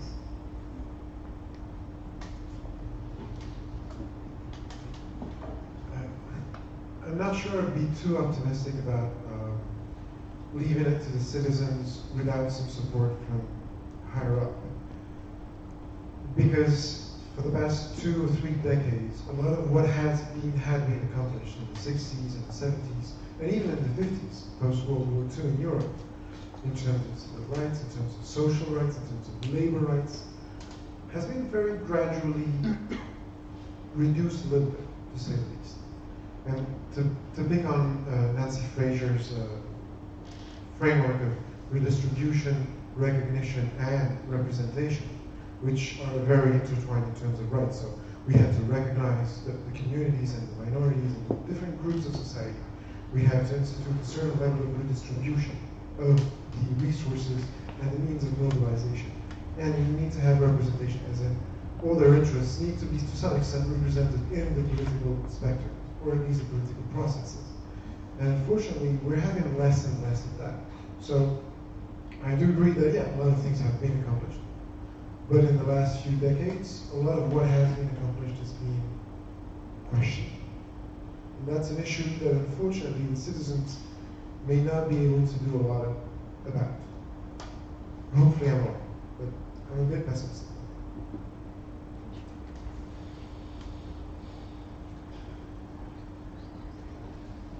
I think mostly, as we said, and I think the issue of inequalities, the main point, yes, we have achieved a lot, but we have also a very long way to go. And so, and what we, not only that, there are not only the important issue of inequality within our society and outside of what other people pay for what we have achieved, but what we have achieved is very fragile. And I think we all know that it's very fragile, and that's why we all really worry, and we are all sitting here, because it needs to be maintained.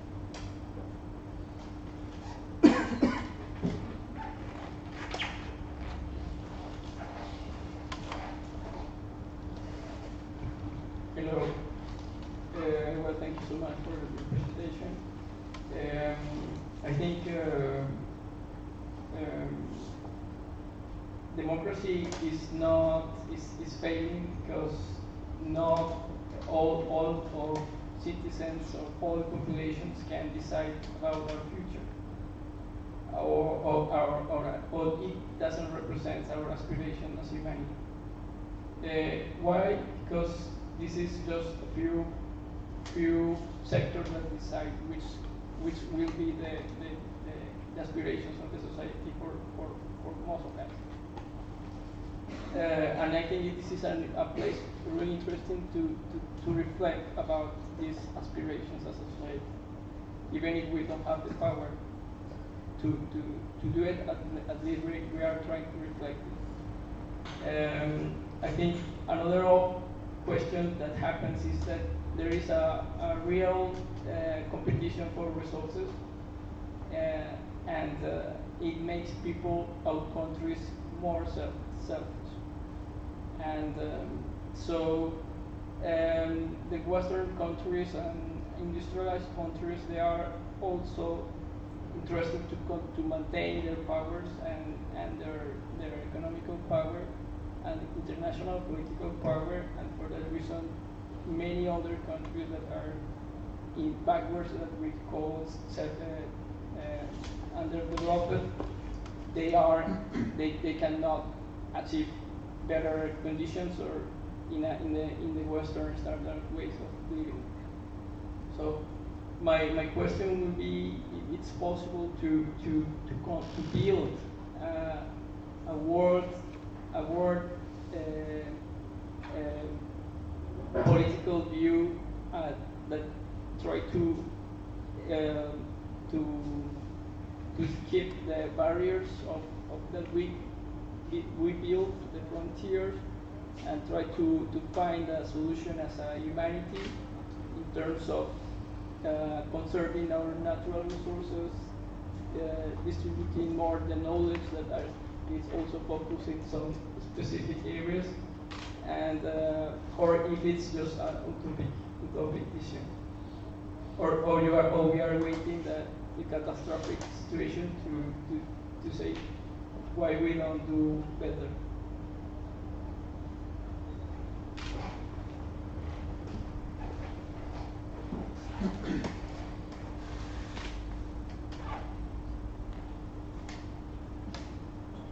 You could perhaps respond. I think it was also Gramsci who said the pessimism of the intelligence and optimism of the will.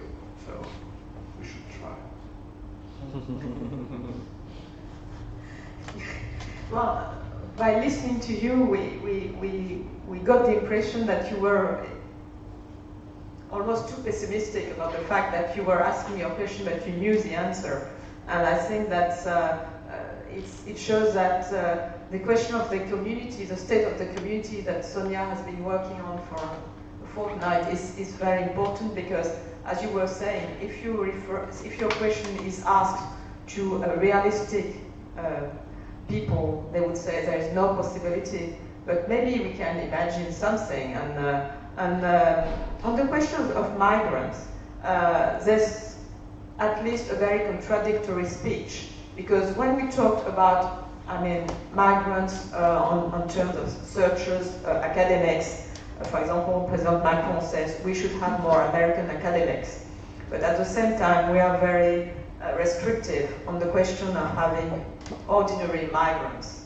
And I think that this thing should be much more underlined, and the fact that when we saw these awful graphics showing that migrants are considered as being responsible for the whole bad things which happen to us, it shows that there is a kind of cultural fight to be held, and but it's not going to come from politicians, so we should work on it, but not work on it only on the question of being too idealistic, but work on it by having precise proposals.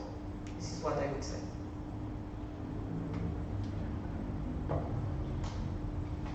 Well, obviously the question of the migrants in particular is a perfect example of how issues have been used to focus people, because there is so much information. So you want to put the focus somewhere, and very often this is the way in which politicians have been transmitting information.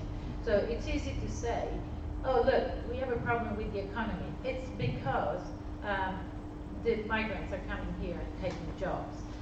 We have a cultural problem of globalization. It's because migrants are coming here and they're taking over our culture. Suddenly, whatever, 1% of people would take over the culture. So I think it's been used, and reacting to this type of narratives is very important.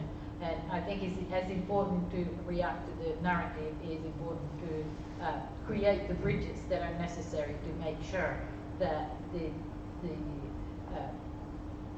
the circle is broken and the narrative cannot continue. Even though your question was most probably about tensions and geopolitical tensions, since I love dramatize now, I'm pushing a little bit over the edge and I'm talking about competencies. That's what I do, unfortunately. And I'd have a good news and a bad news. The good news is usually conflicts tend to happen a lot because of resources, but when they do, they're not as severe and as deadly as if they happen for more, how can I put it, more existential reasons. If there's a certain group that's being really discriminated against, or they're completely dehumanized, or they're completely cast out of the national community, which is not always the case when we are solely talking about resources. So the bad news is So the bad news is, yeah, we will have conflicts. But the good news is, if they only happen for resources, they will still be to some extent manageable. And I think that the international community does know to some extent to manage a little bit those conflicts. The conflicts that it cannot manage, such as in Central Africa, for instance, are the ones that worry me the most. And they're not about resources. They're about livelihood. Beyond oil, beyond diamonds, beyond gold, it's about literally the existence of the different groups and a fierce competition culturally and existentially. That's the thing that I would be mostly worried about, and mostly from an intrastate perspective, not from interstate between different countries.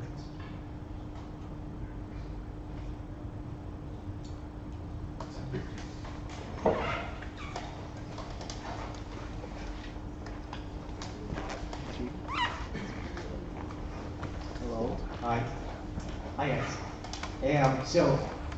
I could say, sorry if I try a little bit with my English, but I do my best. So, if I am not wrong, behind all your proposals, there is some sort of confidence in citizen, an active citizen, you know, like a consciousness citizen, people, and their act in order to achieve their benefit. All right? But I think that's not a good reading of the actual situation, of people. You know, I came to a study of by Ulrich Beck, the sociologist, and he says that people are every day more apart from politics, and they care every day less about the social and I don't know how to call it, the public affairs, you know?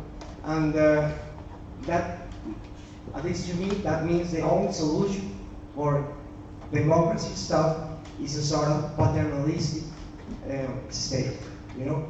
Some people know what's best for citizens, and they have to make them adjust to such a politics, because people are not interested in public stuff. So I would like to hear your opinion on that stuff. If I may disagree completely. People are not interested in politics. What does it mean? If they are not interested in political games of politicians who want to make their career, that's true, but they are right. I mean, so many people just think between this one and this one, I will choose for this one because I have no choice or no real choice. But who is passionate about this in Western politics? Not that much. But if you say that people are not interested in politics because they are just caring for themselves, their interests and so on, that's not true. That's not true. A lot of people are like this, but it used to be the same in the past. A lot of people are engaging in a lot of activities which are political. When you have the Me Too movement, it is political. So many women, also men, have contributed to this campaign. In all the world, these people are active. So I really disagree. And when you say that you have to have good politicians or good high civil servants who have to take care of the well-being of ordinary citizens who are not able to take care of that for themselves. At least, if you look at our politicians, I don't speak about the global south, you really think that Donald Trump, Theresa May, Hollande, really are convincing example of this, or Sarkozy before. Sometimes you have good politicians, sometimes you have bad politicians, sometimes you have good citizens, sometimes you have bad citizens, but I really don't think that on the average, our politicians are better than our citizens, are more open-minded, look more for the future. I think that most politicians they their job, they consider, is to try to distance citizens from being interested or being involved or committed to politics because they want to keep the power. So the question of having, as Yves was saying, good politicians is we should work on what is a good politician. This is something which has always been in my mind. And I think that with this world changing, I think a good politician, first of all, should read books, which is not the case. I can give you some examples on that. He should be ready to talk about complexity, and he should be ready to take the risk of not being re-elected. Because as we have been saying since the beginning of this workshop, election is not democracy. I mean, it's part of democracy, but it doesn't summarize democracy. So we could, first of all, try to make a portrait of what is a good politician. And I think it could be interesting. And when I first met Sonia, I had a discussion with her about what is the feeling of being in an active minority, which means that we should think that we are part of an active minority. I mean, Me Too is a minority too. I mean, even if women are more numerous than men. The question is, you shouldn't consider that people are not involved or are not interested, but you should consider that maybe their life doesn't give them the ability or the energy or the possibility to be as active as they would like to be. I would see things this way. And so the question of active minority is something which is really very strong. Whistleblowers, I think we need some heroes, you know. Citizens need heroes, like Antoine Deltour being against HSBC, these people fighting all the lobbies, the chemical lobbies. And I think then citizens, if they consider that they are gaining more power, they could be more active.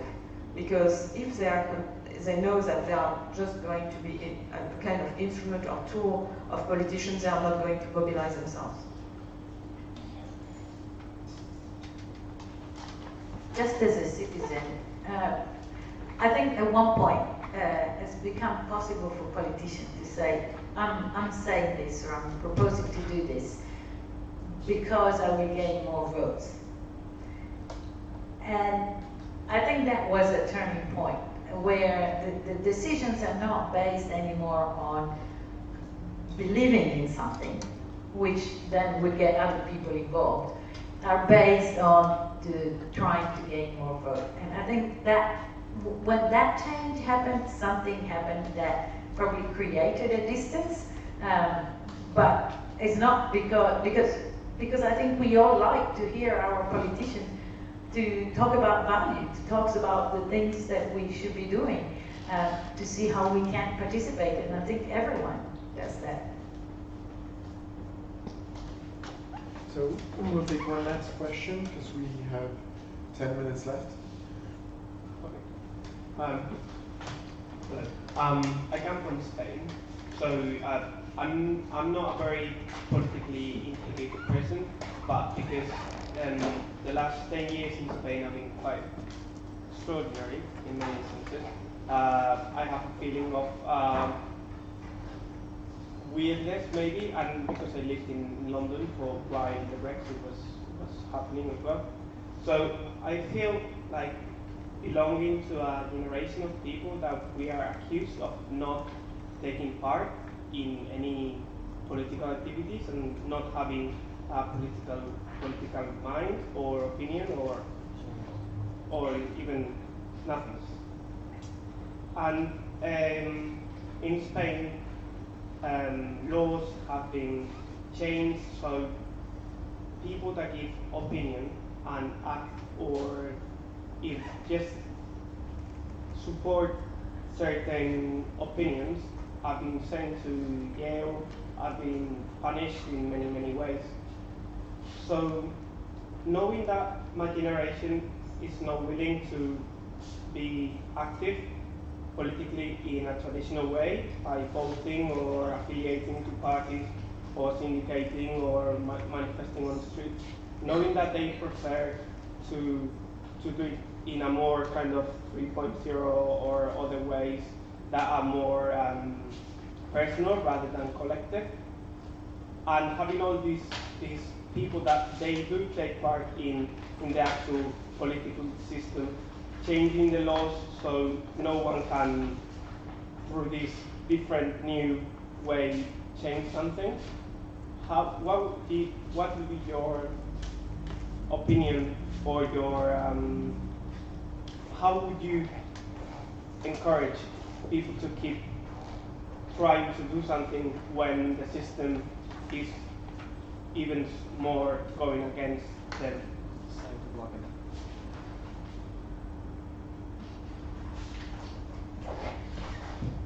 I think Spain is a good example of a huge mobilization. The 15M movement in Spain has been one of the most important social mobilization in Western Europe in the last decade.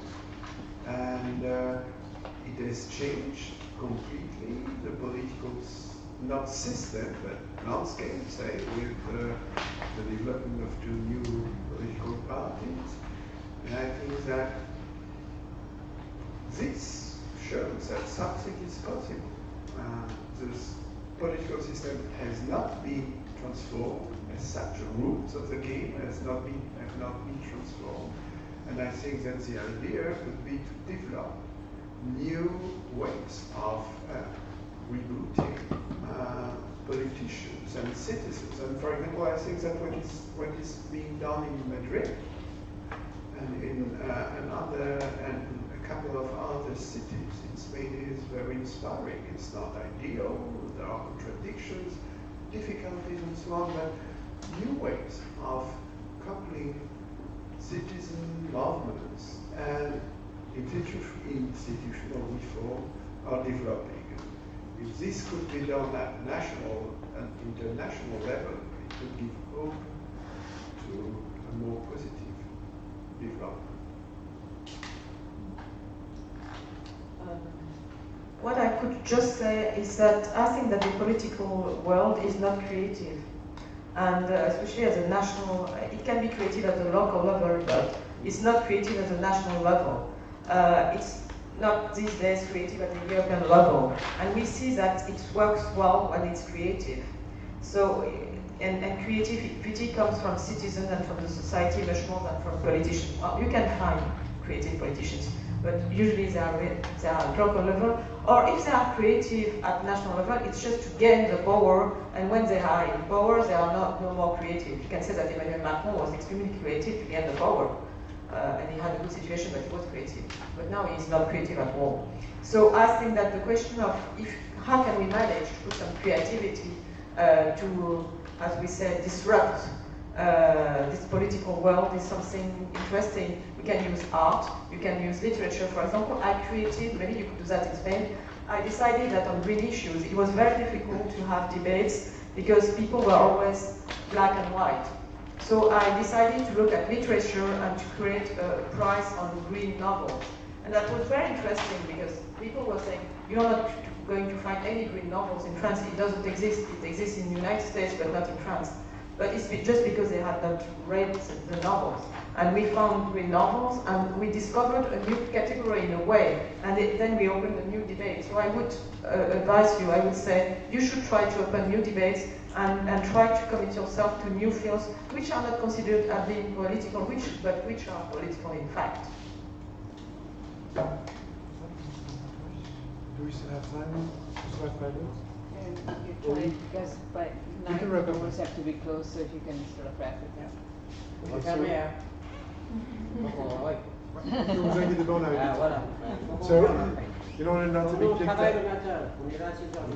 Alors, je sais, on arrête tout de suite, So, we're going to wrap it up. Thank you very much, all. And we can carry on our conversation. Exactly, we can carry on with a glass of Roda. So please join us for drinks and carrying on the debate. Thank you very much.